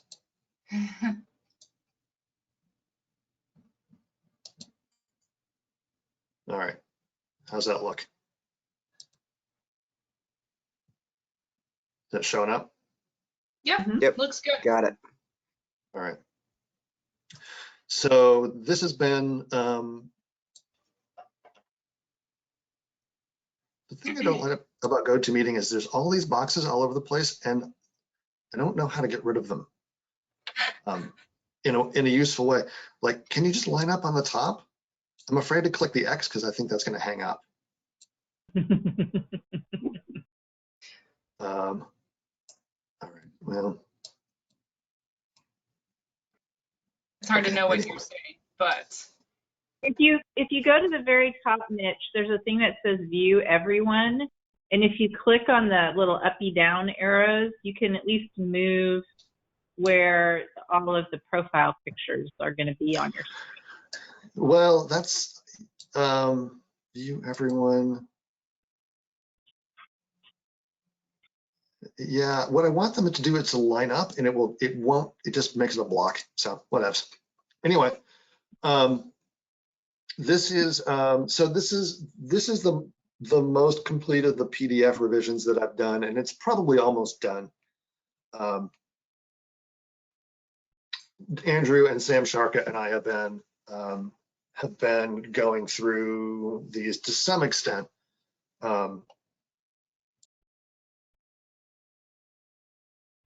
The big issue has been how do we've really needed to define what the role of this PDF series is, this fact sheet series, because we've got two series, this one and then the BMPs. And I think I've settled on this one being specifically for folks who are looking for materials that are not proposing herbicide as a solution. I've added some language here at the bottom of the first page that's, essentially saying we don't think this is necessary on small properties. I'm reluctant to put in urban properties because I don't necessarily think it's specifically an urban thing. But I'm open to that. Herbicide is usually unnecessary if you have large patches, or it's a species that only responds to herbicide, or if you have something in the place where digging isn't possible. Then you should go to our other series of fact sheets, what we're calling right now the BMPs, to get more information about herbicide. That way it's clear about what's in this series and what's in that series. And given that the other series, BMPs, is going to be talking about all the various ways of management, plus a better explanation of what integrated pest management actually is, those are more likely, I think we're going to start calling those the IPM fact sheets and not these. I'm going to pull out all reference to the Western IPM Center, which is where the funding for this originally came from in like 2009, 2010. We're out of the window for that, it seems to me. So what I've done is I've pulled lookalikes to the back. I pulled the herbicide language that used to be on the back to the front. And then the back is going to continue to be the stay in touch. I want to leave that for the consultant to start out. I'm going to leave lookalikes for the consultant to start out, because that's going to be pictures and things. This picture on the left, can everyone see the cursor? That is Himalayan blackberry, and it's a 3-leaflet leaf. That picture's going away. Sam was like, what is this? Right. Oh, that's a really, really bad picture for Himalayan blackberry. That's a really good point. I never would have noticed that, actually. Kind of cracked up, but she's right. It sucks. I've gone through and tried to simplify all the language because of it's difficult to track changes and maintain. I like keeping the format because it gives me a sense of how much space I actually have. I've changed everything that I've changed. I've put in red. The second page is a little bit, it's all red. I've combined, I was actually going to combine mowing into manual because who's doing a bunch of mowing on small lots, but I can see circumstances where it might be useful to have it split apart. The other things I'm making a point of adding are looking for nests, which needs to be the first step in any management. And I talk about that here on the first page as part of when to remove some language about the nest season, which is April to early August. So folks are aware of that. I also moved monitoring to, I moved planting to last. Before we had step, in this case it would have been 6, plant, and then step 7, monitor. And I feel like it should be the other way around, that you should do your monitoring and make sure that you're kind of settled before you start doing a bunch of planting. Site will dictate, but in general, putting in a bunch of plants and then going and doing a bunch of treatment afterwards doesn't make a lot of sense. So those are the broad strokes on the changes that I'm proposing. This is not settled, and a lot of these things, some of these decisions I'm just leaving to the web designer to make for us. To the web developer, you said? The web developer, right. Okay. Yeah, I really like what you did.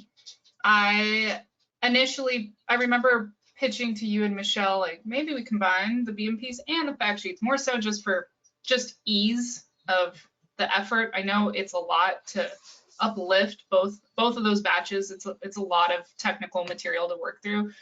But But it sounds like there is a desire to keep the fact sheets in place, whether or not they're urban-based or rural and urban, it doesn't matter. I think the material is important for landowners, and I like that the content, I think, is like, if we keep it as simple and easy to understand as possible, they are really good documents to just hand out to landowners, to the public, for our organization's partners and members to pass out to their constituents. I think it's great, and something that, yeah, we should not be getting rid of. And I do like having the BMPs as more of a focused effort for applicators and people who are actively doing vegetation management on the reg. I think it's, you know, a document that can serve for, you know, more of the professional group. So that's kind of what I see, and I really like the changes. So Courtney, as someone who works in Clackamas with their other hat, what are your thoughts on not including herbicide language in these sheets? Like, are they still useful for you? Like, are you going to be, you know, are they useful in your work, you know, in the Sandy, etc.?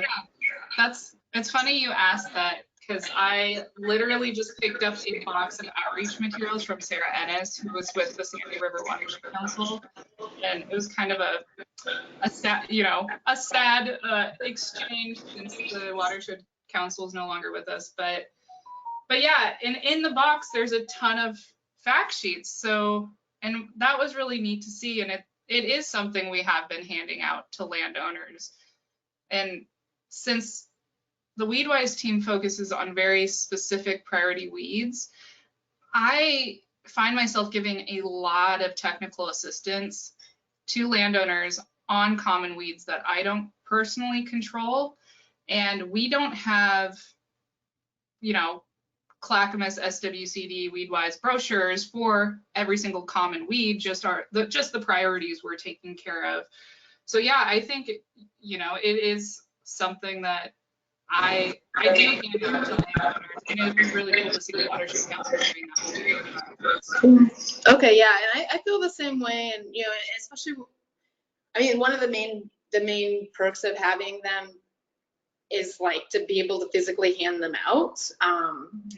You know, having them so nicely formatted and everything.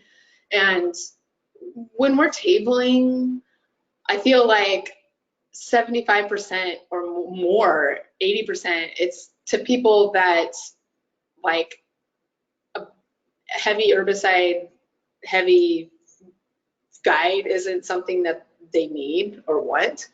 Mm-hmm. So I just, because we had kind of a bit of a back and forth on that. So it's good to have some more clarity on that. I think, Mitch, the real only outstanding thing is just like kind of the lesser celandine, I think. And maybe even to some extent the English ivy, but I think we can get away with even leaving that one without herbicide. But really the lesser celandine one, it's like that's the only one I see as being kind of tricky, because if we're kind of classifying these as like herbicide free, that's the only kind of hiccup I see with that one. But maybe we could, you know, have like some sort of disclaimer, like, you know, you'll notice that this is our only fact sheet that mentions an herbicide approach on small properties, and here's the reason why, or something like that. Let me ask you this. If we change the threshold for small patch of lesser celandine to large patch of lesser celandine down to something really specific, like you have, yeah, what's good? A clump, a double word. Yeah, I was going to say, you know, something like 5 by 10. If you have 50 square feet of it, then manual can work for you. But if it's more than that, and like this is a fairly like, and this is a squishy thing, then you need to go check out a fact sheet for herbicide. Does that, Because I think there's, I mean, I see ones and twos around. Like, you don't need to spray that. You can dig that up. That's true. But when we can, I know we're at time, so I don't want to belabor it, but That was fast. I think I would find myself like in more cases just handing out then our BMP on it or something, I guess, because there's so few times and then I mean, you don't really need a fact sheet if it's like dig it up. I mean, there's still helpful information in it, but like that's the entire series, unfortunately. Which, you know. Well, no, but I mean, there's a lot more than just dig it up. But like with celandine, I don't know. Maybe I just. And it's worth debating whether we keep it whether we keep it in the series or not. I mean, I'm ditching water primrose. I'm making the decision to get rid of water primrose because that's a dumb one. No one is finding water primrose in their yard or anywhere else. It's in the slough or it's in the Willamette, period. We'll deal with that. Lesser celandine is a different beast, but you know, it ends up being a thing. To me, there's some clarity in having it. This is the herbicide ones. This is not. We don't have to, like, it's clear that one is one and the other is the other. And having one be the exception just feels. Okay, no, that makes sense. And then maybe we just, if we do get rid of it, we can have just a link like, hey, this is one that we really, there's so few times that we recommend a non-herbicide approach that, you know, we just like funnel people to the. Or we keep it. I mean, anyways, I don't. We don't have fact sheets for goutweed. We don't have them for, like, there's all sorts of stuff we don't have fact sheets for that we should or could, but they would be better off as being IPMs. Yeah. Okay, that sounds good. Cool. When you say IPM, it's good to get that clarity before. And then BMPs. Gotcha. Okay. Yeah, I know what you meant. Yeah, and I would vote on nixing lesser celandine for all the reasons you guys just said, as well as it would be nice to keep it in an even number. Just it's nice to have an even number as a batch. Just my OCD kicking in there, I think. But yeah, I think otherwise it's odd. What was that? Because otherwise it's just odd. Oh my gosh. So there's this kid show called Odd Squad, and oh my gosh, there's I love Odd Squad. You know it? Oh yeah. Oh my gosh, they're the best. Actually a really good kid show. Yeah. Aw. Anyways, so sounds like that might be a good one for the tech committee to take on earlier. Yeah, it sounds good. I think that's great. Because there is not, I mean, I find I'm still using like the Whatcom County fact sheet that they probably don't even use anymore because they don't use glyphosate. Or celandine? Yeah. Okay. Yeah. There's just not a lot of great celandine resources that I want to point people to. One, especially that include herbicides. So like, just to give you insights of what we're doing on our end. So we're creating BMPs for a lot of the species we have in our weed and pest directory, but we're not including any herbicide information because we're telling folks to not to what? To contact us. Rather than, so we're not including any herbicide information. We're just directing them to reach out to us so our specialists can have that conversation. Because we have 3 specialists on hand, so they have capacity to do that. But totally. for this, that doesn't seem like it's gonna work. For those BMPs. No, we need something written that we can hand people. Yeah, exactly. Yeah, that makes sense. Okay. We actually have. I just went to our website and looked at our BMPs, and I was like, oh, we have one for lesser celandine, and then I clicked on it, and it just says this page is under construction. So we don't have one, right? Do we? Well, we have a. I thought we had a.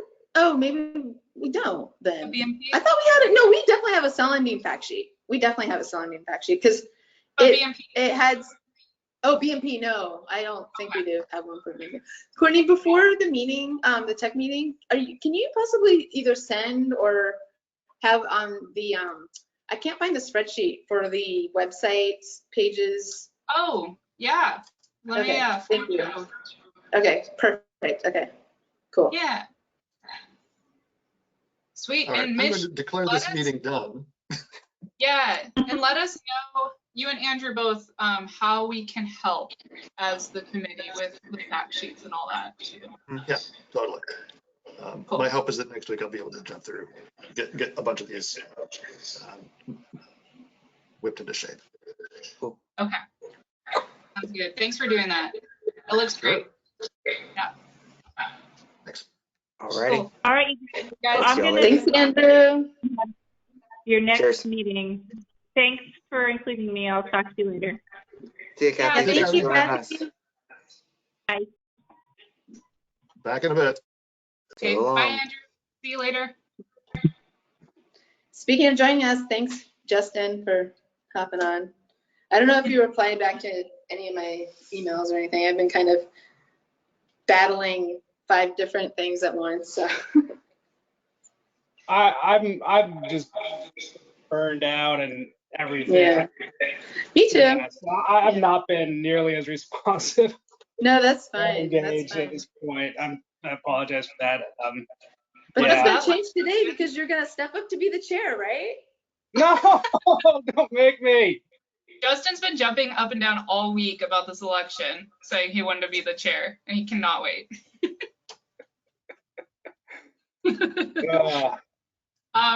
But FYI, we did not receive any nominations. Okay. So Okay. Well, can I at least still have you as a co-chair or vice chair? Yeah, Okay. of course. And always feel free to harass me if the squeaky. Sometimes with the CWMA email stuff, I just space out on it or. No, me too. I get people know now to text me because I get so fatigued on email, and then what I do. I just need to focus on like what I'm supposed to be focusing on, not like Right. wading through emails. So that's kind of my MO too. So. Mhm. Yeah, so if there's deliverables and stuff, just even to shoot direct email.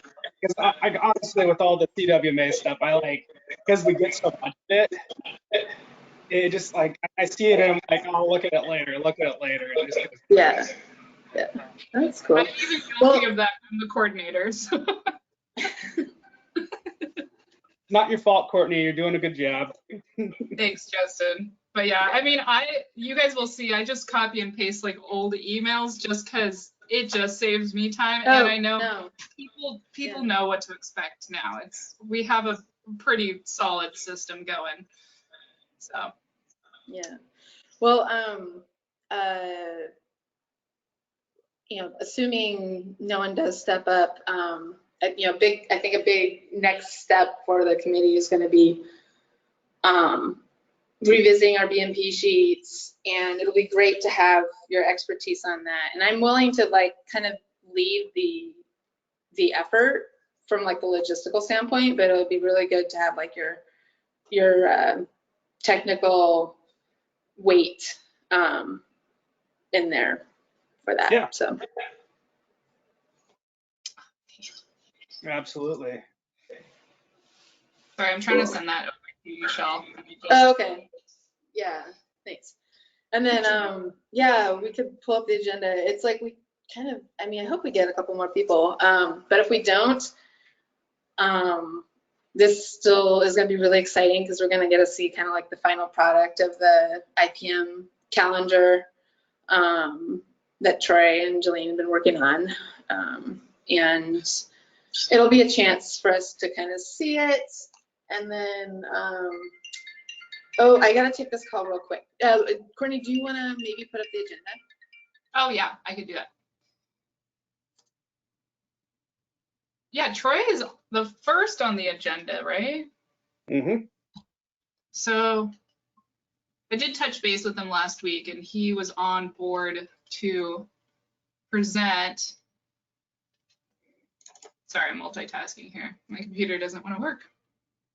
Come on.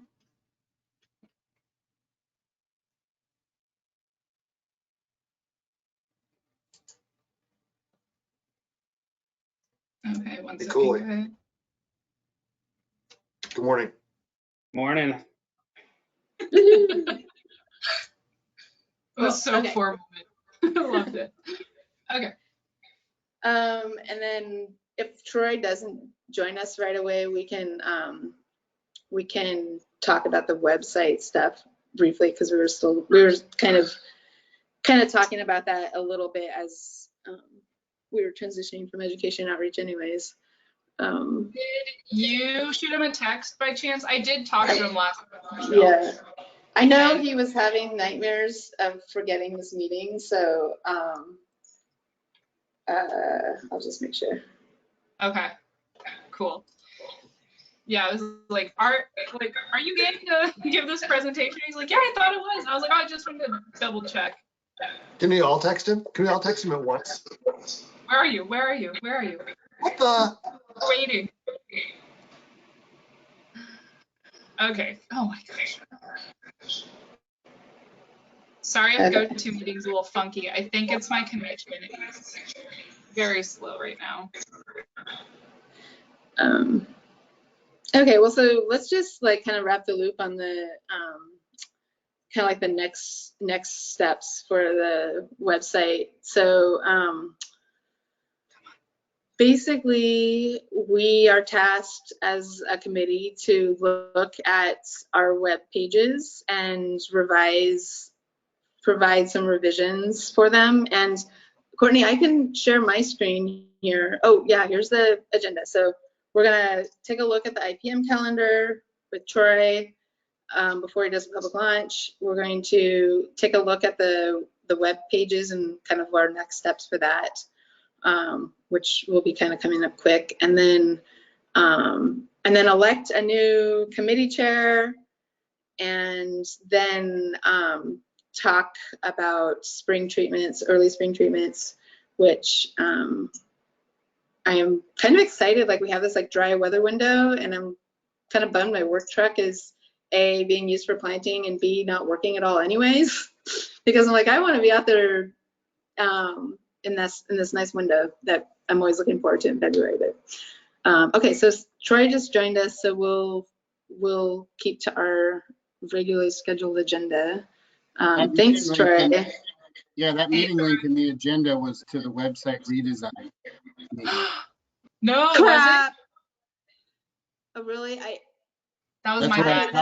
I copied it from the agenda into my calendar, and that's where I was Oh. in that meeting. I am so sorry. Let me.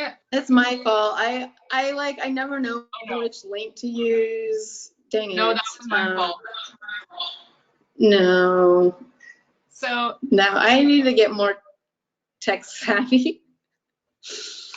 I'll shoot an email to the committee right now. Okay, perfect. I mean, the one on the CWMA website calendar is correct. That's how I found my way here, but. Cool. Okay. So I screwed up agenda. Sorry. Good to know. That's what happens when I'm doing that extra tired. Okay. And I don't know if you've had COVID, but the COVID fog has been like I literally was like in the like heat of the COVID fog when I put together the agenda. So Are you feeling better? Yeah, I'm feeling much better. Good. I'm glad. Did you have it? Yeah. I think I got it 2 weeks ago tomorrow from someone who had been traveling to Colorado and got sick, and then Joey actually started getting sick first, but I think anyways, it wasn't that bad because I've been boosted and everything, but yeah, I was kind of in the middle of my COVID week when I put the agenda together, so that's my fault. So Troy, why don't you take it away with the calendar, and Courtney will send a quick little link out to the committee list with a correct link. Yeah, so this isn't going to be much different than what I showed at the CWMA meeting. However, I've made a couple updates, and maybe we can just get a little more in depth. And then what I'd like to do is share the links with you all. If you want to play with it as we sit here, that's fine. But over the next week or two, or however long it takes with whatever time you have to check for any errors. Again, I'll reiterate that we did very little adding to this, and only in so much as that we added stuff to help with the sorting, but we didn't like change any of the treatments or none of that data. And so that's not to say that we couldn't have made some mistakes, and by we I mean not me. But if there is mistakes that you notice, there's a decent chance at least that that mistake also exists in the paper version, because things were just transposed over. That doesn't mean that CWMA group didn't, there's a lot of data entry, a lot of fields, a lot of rows and columns. So certainly there could be errors, but it may be worth, if you notice one, it may be worth referencing back to the original document to see if that was an error that was carried over or if it was unique to this process. I do not have, oh, do I have?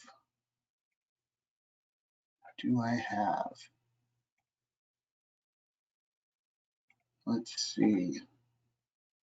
Un momento, por favor. And just so you guys know, I'm taking minutes, so I'm doing that on my screen, so my video will probably be off. But okay, can you all see this? yeah. Okay, Yes. so this is the back end view. This is not the view that you would normally see. This is that view. And we have two views. Now tell me, when I switch tabs, does that switch screens for you all too? Yeah. Okay. So let's see, which one do I want? I want that one. Oh, I gotta move this window and I gotta open that. So there's two different ways that you can check out this calendar. And one of them is more geared towards if you want just quick info about a given species, what possible treatment types there are, when those treatments are relevant for that species. And then there's some links out to 4-county fact sheets if they existed for that species.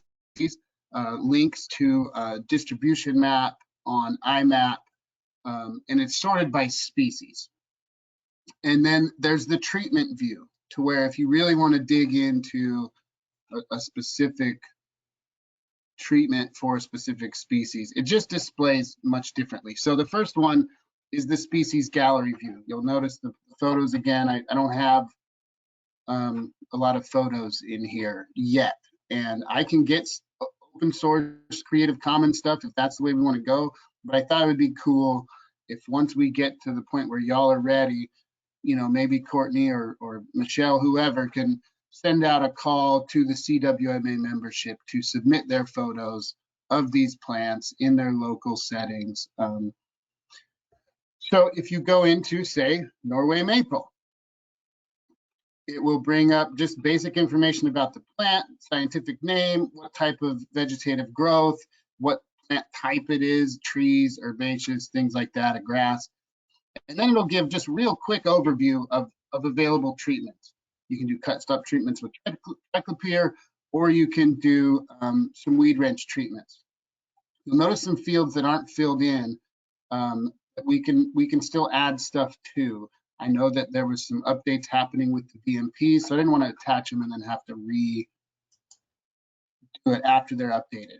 We can either link out to those, or if we want to upload the actual PDF, we can do that too, so that folks could just download the PDF directly from the Airtable rather than having it open a new tab to go to the website. And that'll be up to you all. And then pictures, right? These are all three the same. One thing that's cool is when you, if you have more than one picture, if you hover over over the picture of a species, it'll start scrolling through the slideshow before you even open it. So it's kind of neat. So now you're like, okay, I want to treat this, right? So you can hit this button, treatments and timing. And what it'll do is open a new tab. It goes into the details of the given treatments for the given species. So with cut, stump, and 50% triclopyr, you can do that December, January, February, and March. Some of these other things are just to help with sorting once you want to sort. So they don't make a ton of sense in this view, but they will in a moment when I show you the other view. Oh, here's the weed ranch. You know, if I want to do weed ranches, I can do that January through May. And then, you know, it's got the information here on the diameter, et cetera, et cetera.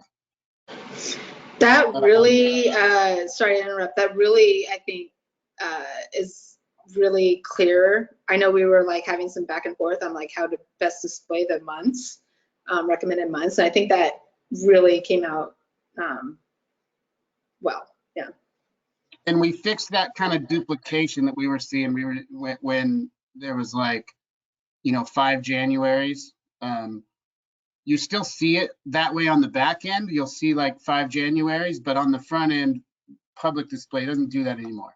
If I want to Winter is coming. if I want to see where it's at in IMAP, I click this link. It's Lindsay Wise generated these filtered links, and I don't know if there's sites of Norway maple in Oregon, but we're about to find out.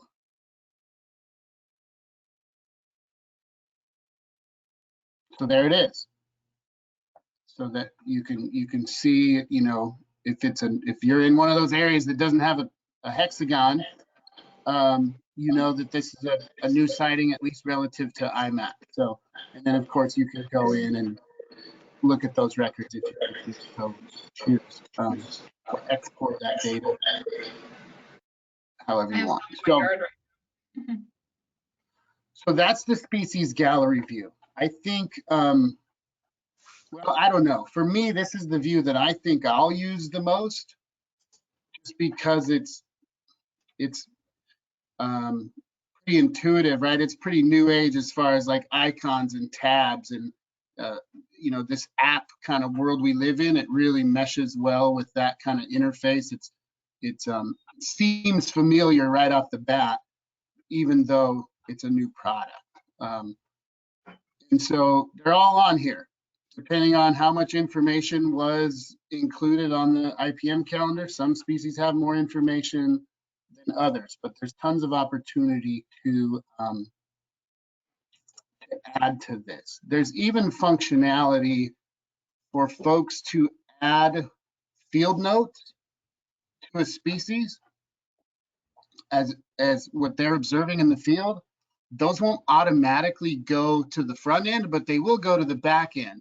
And then the tech committee can review those field notes and either approve or decline public display. So if so-and-so says, you know, we were working on this in this month and here's what happened, and you all decide that that's some pretty important information, we can approve that, and then it'll start to show up in some of these fields where someone could reference those experiences. Or maybe it'll inform, you know, edits that you all make to the rest of the chart. So again, here's bull thistle. Again, just it gives you the treatments here, but it doesn't give you the months. It just kind of tells you what you can do, what works. Again, if you want to really go into that species and the treatments that you might use and when, you just click that tab and it pops open just for that species. So does anybody have any questions about this, what's called the gallery view and the functionality of it before I go to the other one? No? Looks good. Okay. Yeah, So that's great. I'm going to close that one. The other view is the treatment view. So you don't want to know, you don't really care about some of that other stuff. You don't need to see a picture. You don't need to see the distribution list. You just want to, you're going to go treat this thing. And so you need to, double check some info. So that's this view.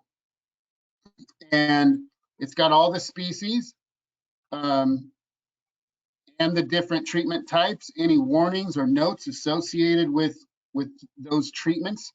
And you can just go down the list and check them out. The species notes, any species notes that were included in the original document are in here. And so you can go through and check those out and make sure you read those. If we have species attachments, right? Any kind of PDF document, or if there's some kind of, what the hell's the word I'm looking for?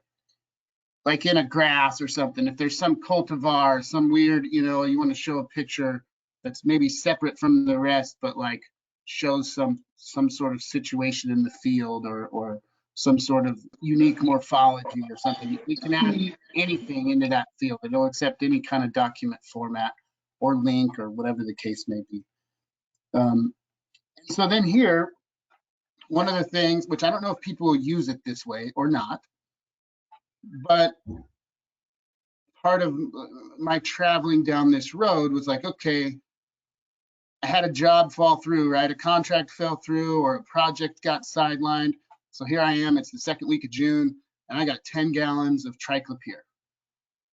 And I can go out in the field. What can I go treat right now, second week of June, with triclopyr?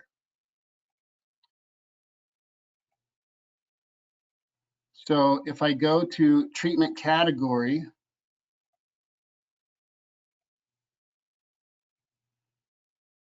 I can turn on, right? I can filter these records.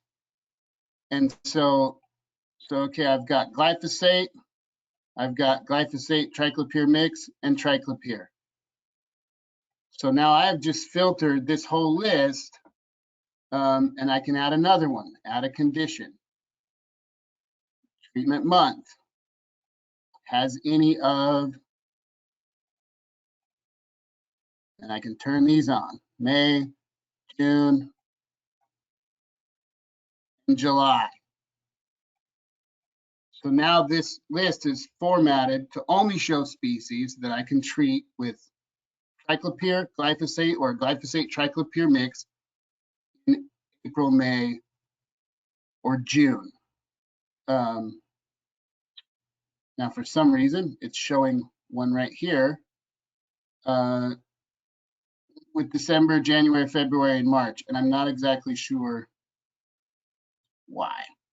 So I'll have to look into that, I guess. That might be because it's in seed other times, something like that. I don't know. We can dive Did into you that one. did in the filter? Is there an option and or? Oh, that's and. Well, it might have been or. Has any of has is exactly. Oh, I see. Let's see. Has any of. Interesting. Yeah, I guess I don't know why that, like, this butterfly bush is showing up. Oh, it's showing up because it has triclopyr. Right.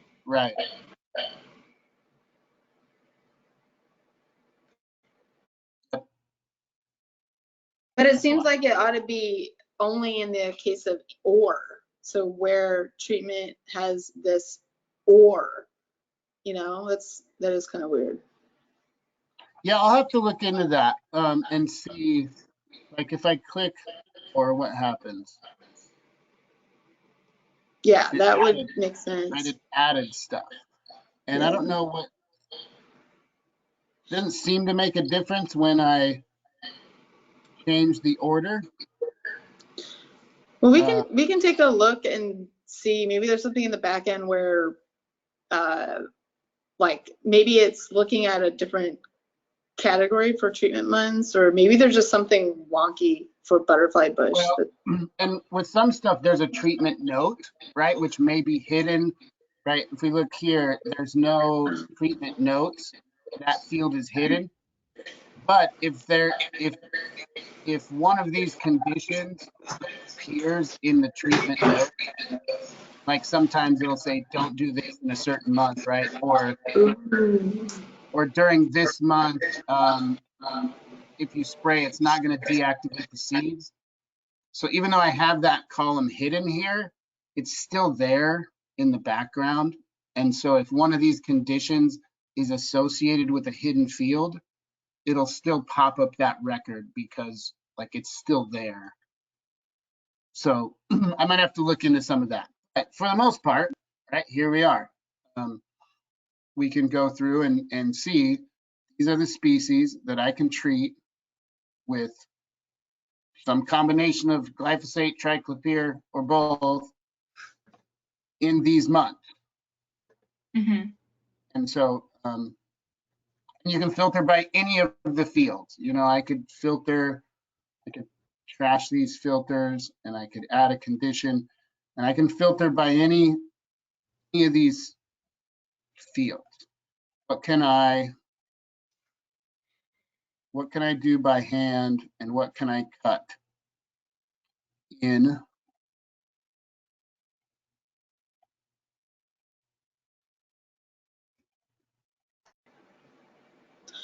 I think this is July? going to be really helpful for a lot of the folks that use this calendar but don't weigh in like at this technical level. Like I'm just thinking of folks that write like scopes of work and are very like focused on specific timing of like you know, they're like, okay, we're going to be out in October. What are all the things that I need to have the contractors do? I think this is going to be like really applicable and useful for that, which is super cool, because that's kind of like our target audience are those folks that rely on this, you know, and consult it. So it's awesome. Yeah, nice work, Troy. And apologies if you already said this, but when are you looking to launch? Well, as soon as y'all tell me that there's not any significant errors, right, for it to go to the public, I want y'all to give it a once over. You know, I have no agenda on getting it out by a certain date. I just make it like Yeah, no, it's good. Michelle. All right, just one question. What's the best way for us to get you back? You'll have to repeat that, Justin. I was getting tons of echo. Yeah. What is the best method for us to give you feedback on correctness, technical correctness of certain things on this calendar or this? Oh, just email with a subject line that I can sort, you know, in my email inbox, like IPM calendar. So I can just go in and search IPM calendar, and any emails that contain that'll pop up. Would probably be easiest. I don't anticipate there being a ton of them. But there'll probably be some. I think I'm just looking at symbols maybe that are wrong. I just say, like, for personally just the woody stuff, I just noticed like the timing, pushing it into February, March. It's, you know, I wouldn't do it then. I don't know if that came from. I'd have to when I make comments, I'll look back at the original IPM calendar. Yeah, I usually use the June through December rule of thumb for stump treating stuff, but you know, that's just my, you know, and that's just one I noticed. But yeah. For which one? Oh, for like butterfly bush. You know, I'd have to look back, and I double check before I start spouting off, because I usually like doing the like my rule, kind of like my rule for any weedy trees or woody stuff is, you know, you want it to be after sap flow is really, you know, really slowed down or stopped from going up. You want the sap flow going down, so it's June through the end of December is kind of my kind of rule of thumb I use, but that's not necessarily true for every species. But yeah, that's why I'm always like, when I see like anything in the spring for, labels say you can do it, but it doesn't work that well, because it literally just washes the herbicide off those cut areas when it's got heavy sap flow. So yeah, so just stuff like that.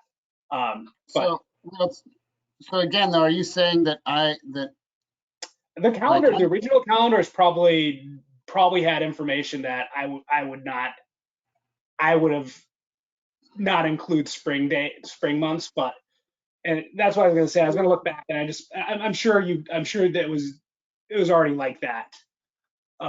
We were making some changes to dial that back, but a lot of those changes just didn't go in. So. And the other nice thing is that, some of those things we might not have necessarily caught in, the old format. So it'd be really great, Justin, if you have any capacity to comb this over with your expert eyes, and we'll send an announcement out to the committee list, have folks do that. So timing wise, I just wanted to scroll back and make sure that we didn't mess oh yeah, up. what did it say? This is the fall 2020 version, which is the one we use. And so we got December, January, February, butterfly bush. It's on there. So we just put it on there because it was on here. So, but certainly if there's edits like this, like Michelle says, if this format, like, rings bells where you're like, oh, we were going to change that, like, let me know. And I just click a button and it disappears, so no big deal. Those are exactly the kind of, that's exactly the kind of feedback I want to get, right? This is not my product. Just wanted to hopefully create a situation where it could be presented in an additional way that might be helpful. And I want it to have whatever you all want it to have. So maybe we could keep track of those edits in like a spreadsheet, like a Google spreadsheet, if that's good for folks, or if someone has a better idea, let me know. But is that something that we? So for this, actually, this initial review, I was wondering if, I don't know if we can. So there's that section where we can add comments, field notes, and that it ties it straight to that species, and it puts it in the queue for review. That might be a method. That's if you can provide, if we can access it without turning it on for everyone or the public, or even if we did it, as long as we're not advertising it. That might be just one thought, because then everything's in one spot. You can look at it, you can read it, you can say yes, no, or edit it, then delete the comment, or I don't know. If that makes sense. What about, and so like technically it's live, like people just don't know, it's already out there. People just don't know how to get to it. So one thing I was thinking that I could do for you all is I'll send you both links to see it in both views. And then I was just going to send a spreadsheet with the species and a notes, a comments, empty comments box. And so as you each saw whatever you saw, you can just pull up that Excel spreadsheet, type whatever notes, whatever feedback, and then I could just go down the list and change that. I definitely want to test out the functionality of the field notes back and forth, but I also would hate for us to break it right off the bat, like trying to get it dialed in. Good point. No, the spreadsheet's fine. I think either we just do individual spreadsheets, or we could put, or Michelle's suggestion, putting one like on a Google Doc or something, so we can all comment and then be able to circle back, because there's going to be some stuff I'm sure I'm going to suggest that is incorrect, or I'm just for whatever works easiest. Yeah. Whatever works easiest for you guys, I'm down with whatever. So okay. And then, you know, and I shared this at the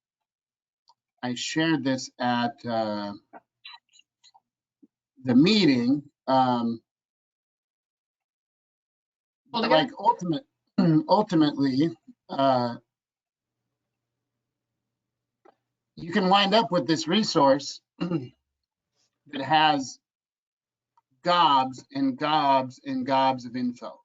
You know, here's the OISC's deal. You can see that there's multiple photos. You can tell when the record was last modified, and that's on a per record basis, not on a whole sheet. So you can see, oh, this one record, maybe we should look in. Is there any new practices for a given species? You know, and we could do a technical review or see if there's any new BMPs.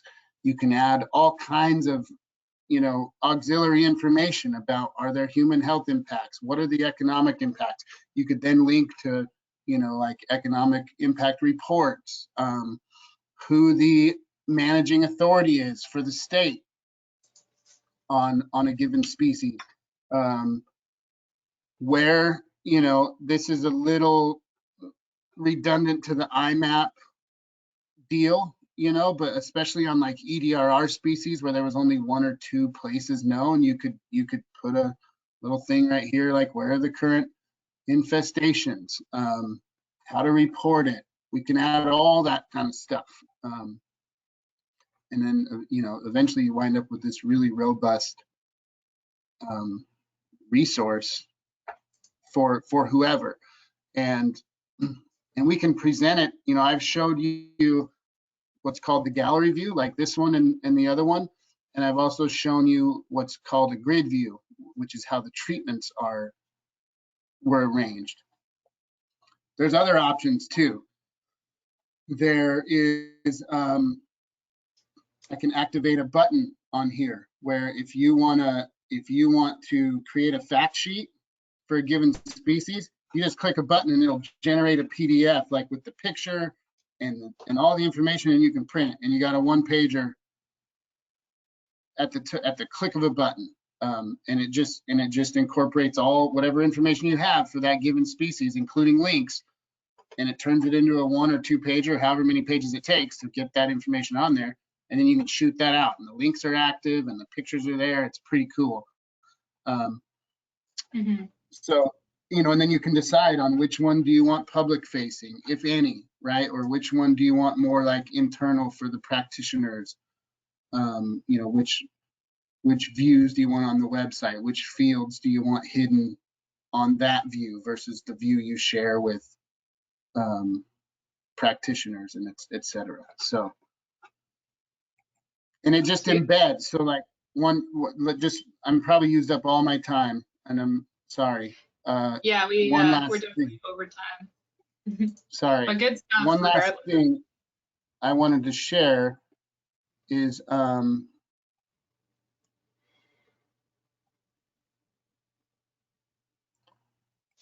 if I go to gallery, whoops, species gallery, and I go to embed, here is it'll show a preview of what it looks like embedded. So it's just it just creates a little box on your website, wherever you decide to put it.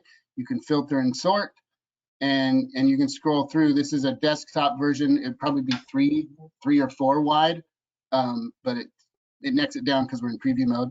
And then it's optimized for mobile too. So this is the mobile preview, and you can pull it up on a smartphone or whatever. So no matter what device they're using, if you have it embedded, it's optimized either way, and it knows what it's supposed to do. So okay, sorry for taking up more time. Thank you, Troy. Oh, thank you, Troy. So next steps real quick. So I'll send out a link for a spreadsheet for tracking anything that needs to be changed. And then should we shoot for like a launch of March 1st? Does that sound good to folks? I mean, it's once it's live, it just means we can share it. And does that give, us enough time to look it over, and provide edits? Yeah, if everything's the same for the week calendar, nothing's like really long. It can just be a little fine tuned. So I think whatever, also getting it this month is way better than getting it done, trying to get it done once treatment season kicks off. So. Okay, cool. So I'll give us like a week to get comments back to Troy, and then we'll aim for like a public launch on March 1st. Cool. Okay. Thank you, Troy. Any further questions or feedback on that before y'all move on? And before, in the meantime, before I get any of the other spreadsheet feedback? I'm looking forward to noodling with it. Yeah, so and Troy, you'll send us a link, right? Okay, cool. Sweet. Awesome. Yep. And I gave you a little note in the chat, Troy. It looks like the link was right in the agenda, but if you have any leads on kind of where the issue was, please let me know. I don't want to take. I just copied and pasted it. I copied and pasted it from the agenda that I got from Michelle. Oh, that was a draft. That's okay. Oh, so you corrected. Okay, good. Yeah, it went out to the group with the right link, but just wanted to try to narrow that down. So thank you. That's good to know. Okay. Thank you. Cool. Thank you all. Thanks, Troy. Good to see you. See you later. Likewise. So I think we'll just do a real quick update on the website. So right now we're looking at probably needing to update our best management practice sheets before some of the other content on the webpage. And right now, our goal is to basically do a quick once over on our web pages and see if there's any broken links, etc. And then, can I share my screen real quick, Courtney? Yeah, you should have a button. If you don't, let me know and I can share the. I don't see a button. Do you want the spreadsheet up? Because I have it. No, I was going to show the example from Ashley. Oh yeah, let me pull that up. Poop Smart Clark. example. Are you on a I thought that was a joke at first. I am, yeah. Oh, okay, that might be the issue. Yeah, here we go. Okay, so yeah, if you want to pull that up real quick. So basically, we're just doing like a comparison. If there's any changes that need to be made, here, scroll down a little bit. So see the side by side with the links. Like we'll have like a table and with what it is currently, and then if any changes need to be made, they can be tracked there in that second column. And so that's just something we need to also do by the end of the month, which neither one of these is that big a deal. So so Justin, maybe would you want to maybe take the lead on the on updates to the IPM calendar, and then I'll take the lead on this website? Yeah, that works for me. Okay, cool. Okay, so we'll do that. So we'll send out links in the next couple days for review, and then we'll have it all wrapped up by the end of the month. Awesome. Yeah. And the tech committee really just has the BMPs, right? Were there other content pages assigned to you guys? Just like our website, our web page itself. The committee page, right? Okay. Yeah. So cool. Yeah. So that sounds good. So now the moment we've all been waiting for: who's going to chair the committee the next 2 years? Well, there's only two options here. Considering Mitch is assigned to a subcommittee already, and I cannot run.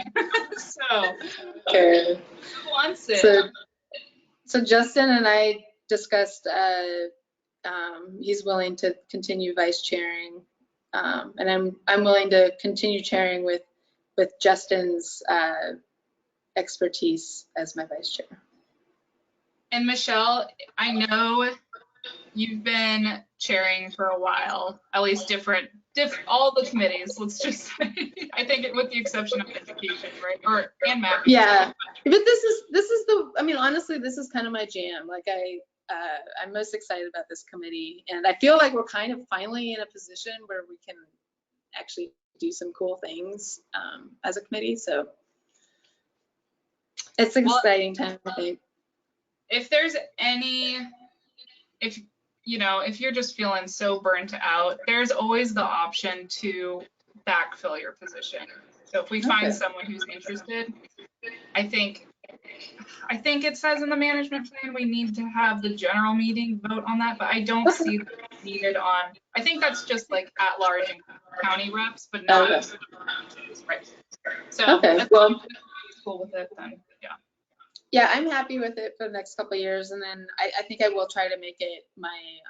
I'll try to do a better active outreach on filling it the next time, I think. But I'm actually really energized at the moment. So if it makes you feel better, we essentially we got barely any nominees for any of the positions. So maybe that'll change by the general meeting. It kind of surprises me, but I guess, yeah, I guess not. But yeah, it's hard to say why that is. I'm gonna just blame everything on COVID. Yeah. Yeah, I think that's safe. So, well, thank you both for stepping up, and yeah, let me know if there's anything we could do to streamline committee activities like we're doing with the meeting minutes. So I'm open to suggestions. Cool. I don't want to do things for the sake of we've been doing it. This is how it's been for 10 years. I don't like that approach. So I think we're in. It's nice to see improvements.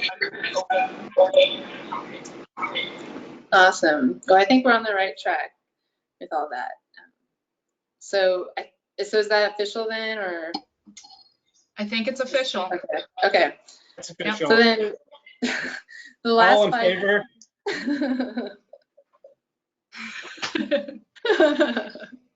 I abstain. No, I'm in favor too. Okay. Okay, so for the last 5 minutes, I was just hoping we could get a little pep talk from Justin about escort and optimal timing for using Metasulfron right now, right? Before things start leaking out. If you're applying it now, you're gonna, your stuff isn't gonna burn down fast. But if you have a mixed plant, you get coverage. You should get control through the growing season. Garlic mustard, of course. Pretty good control of those areas that you actually apply herbicide to. And honestly, I've done spot sprays of as an open site and escort, and it seems to be pretty effective at anytime. But you got to go back, because if you didn't spray an area, you're still going to get new germination. So you got to be careful about that. Don't count on it unless you're doing a broadcast, or you see that dead spot you've been spraying for 5 years. If you get good coverage over the whole thing, you're probably good. And actually, we're going to be. Well, I'm planning on using a lot more Esplanade, which is the indaziflam-based pre-emergent. We're just going to be adding that to the tank mix for a lot of our garlic mustard treatments, at least in my area, just to get that residual control. It's it's a safe product. It's so that's what we're going to be trying out, especially if we get Oregon State Weed Board funding, because I threw that in our grant proposal, going a little more aggressive with a pre-emergent. Are those mostly upland or riparian sites that you're using the Esplanade? So you can't apply it to water, but you can apply it up to the water's edge. So usually, what I'm going to probably have the guy crews do if, we're working, like Lake Oswego, we're going to be working, a lot of small watches following streams through people's backyards. It's probably, in those cases, probably going to be somebody who's loaded up with triclopyr, who's walking in the stream bed, doing everything that's right up against the stream. A lot of our sites are just that. So we'll do that. But if we have sites where it's, spread out, it's upland, we'll throw the Adazaflam in one or two packs and, just add that to the mix and go after stuff. Yeah, and so I'm not expecting to see like amazing results. I'm just hoping that if you add it in and you do an application, that it's gonna stick around for a while. So it's probably after multiple years it actually might add up and get some pretty good wide coverage for those areas of the spraying lot. The only issue is that at Adazaflam, one of the great things about it is that it's sticky. It sticks to organic material really well. So once it's in that soil profile at top A horizon, it ain't going anywhere. The other problem is that it's got to get to that A horizon and it's got to get that soil contact to be effective. So a lot of times some areas are going to work great. Some areas is going to be like way too much leaf stuff, but it's going to be interesting to see how well things work out if we get the results I'm crossing my fingers for. But yeah, I'm planning on taking some sites I'm probably going to still use Escort on in the tank mix later in the growing season, but this year I'm going to rotate out to aminopyrrolid just on sites where we've hit it with Escort for the last few years, just to get that new mode of action in there. Keep the garlic and mustard guessing. There's my pep talk. I actually sat through Wilbur Ellis offers free applicator trainings, and usually I sat through the one on forestry, which is very interesting. But then again, they're like, it's a great application when nothing comes back. So yeah, so it's a different mindset in that group, but Esplanade is going to be available for small woodland owners in a side. They're changing the label so it can be, right now it's Esplanade F when for forestry, and you only can buy it in a 2.5 gallon jug. And who's going to spend $2,000 on a jug if you own like 10 acres of woodland or something, or 100 acres? But so yeah, Justin, exciting times. It's available for what landowners? It will be. It's going to be, so they're moving the language for forestry over to Esplanade 200 SC, which is the one that all the right-of-way folks use right now. It's got it's Rejuvera without the grazing on the label, and basically it's got like all sorts. It's got our use sites like covered and really well, except for forestry. But then again, for most folks' work, they're not dealing with people that are doing reforestation, so it's not a big deal. But at the same time, it's kind of cool that we got landowners that if you can get them to hire a contractor to do like a broadcast, during the regrowth of their Doug fir, it's not going to turn into a blackberry mess right away. You get like 3 or 4 years of pretty good control of the seed bank, which reduces how much herbicide you got to put down for future sprays, and also gives them hopefully a better success, because shading everything out is really the best one of the better methods to control most of our weedy species. But yeah, cool. Oh, Michelle, you're muted. Thank you.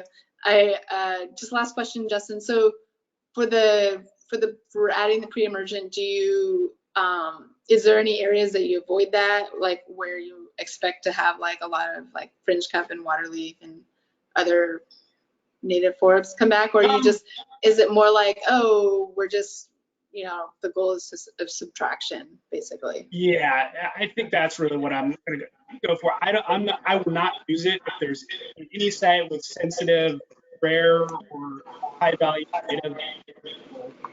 If they're perennials, that actually it's a tool that if the issue with timing is that you got to get that product down early, because it doesn't really leach into the soil profile very much. So it really doesn't. It basically, you got to get it down before there's any root development. Because even if there's nothing emerged, you still got, stuff will develop roots first. And so the timing isn't ideal for like just a pre-emergent application normally when we're spraying, but if there's cases where you got like a sensitive site or there's some rare plant, it's a potential tool, especially if they're annuals, where you could suppress a lot of the weedy annuals that you're worried about in an area without damaging perennials, which is nice. Because I kind of view it as like when I'm spot spraying, it's if you see a site that's been sprayed for like 5 years consecutively, there's dead zones. If you've been using glyphosate, everybody gets them, and it's like, well, do you make your dead zone early and keep it dead, or do you just you're gonna end up with that anyways? And fringe cuts, I'm not worried about fringe cuts because there's so much of it. Yeah, that's such a good point, though, that a pre-emergent is not going to affect those perennials. So. Yeah, but then you have to if you really wanted to go with that strategy for like garlic mustard, you'd want to get in and get those applications in early and get good coverage. Coverage is key. For like heavy slash slice and forestry, the recommendation actually by the manufacturers to do 2 passes. This is aerial application, but it is applicable that go in different directions just for that coverage. But I was surprised that they were telling me that it can be effective in an ultra low volume application, which is kind of like coverage is usually how much coverage you get on your target is usually a function of gallons per acre. And it's something like that you need to get everywhere to prevent germination, but you can do it as as low as 8 gallons in an acre rate, which is basically ultra low volume, that. The only time we do that was with like a backpack with a broadcast, wave the wand, application where you're using like 2 loads per acre, 2 fills, which is pretty darn low, and nobody really does it in our side of the business. It's more of, and even forestry contractors don't know how to do it.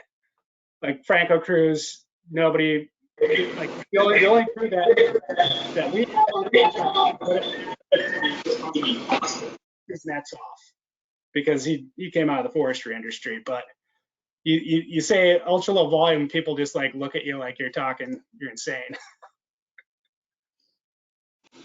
Awesome. Well, I took good notes on that. Thanks for sharing that, Justin. And yeah, I hope to try out some Esport XP if I can get out there before the end of February. Yep, and even leaving it, I like it through.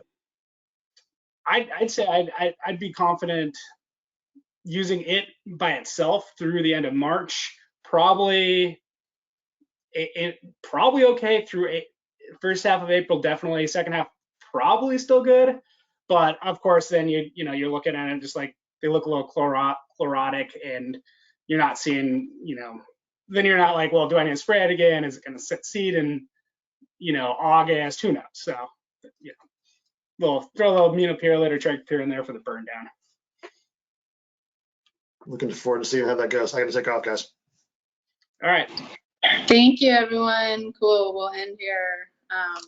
Woohoo. Okay. Next meeting in April, I think. All right. Yes. Okay. Awesome. Thank you, guys. Good Thank to see you, Justin. Thank you, All right. Courtney. I'll send out the minutes. Yeah. All right. Okay. I do have the recording too. Oh, cool. All right. Thanks, guys. Have a great day. You too. Bye. Enjoy that new place. Woohoo.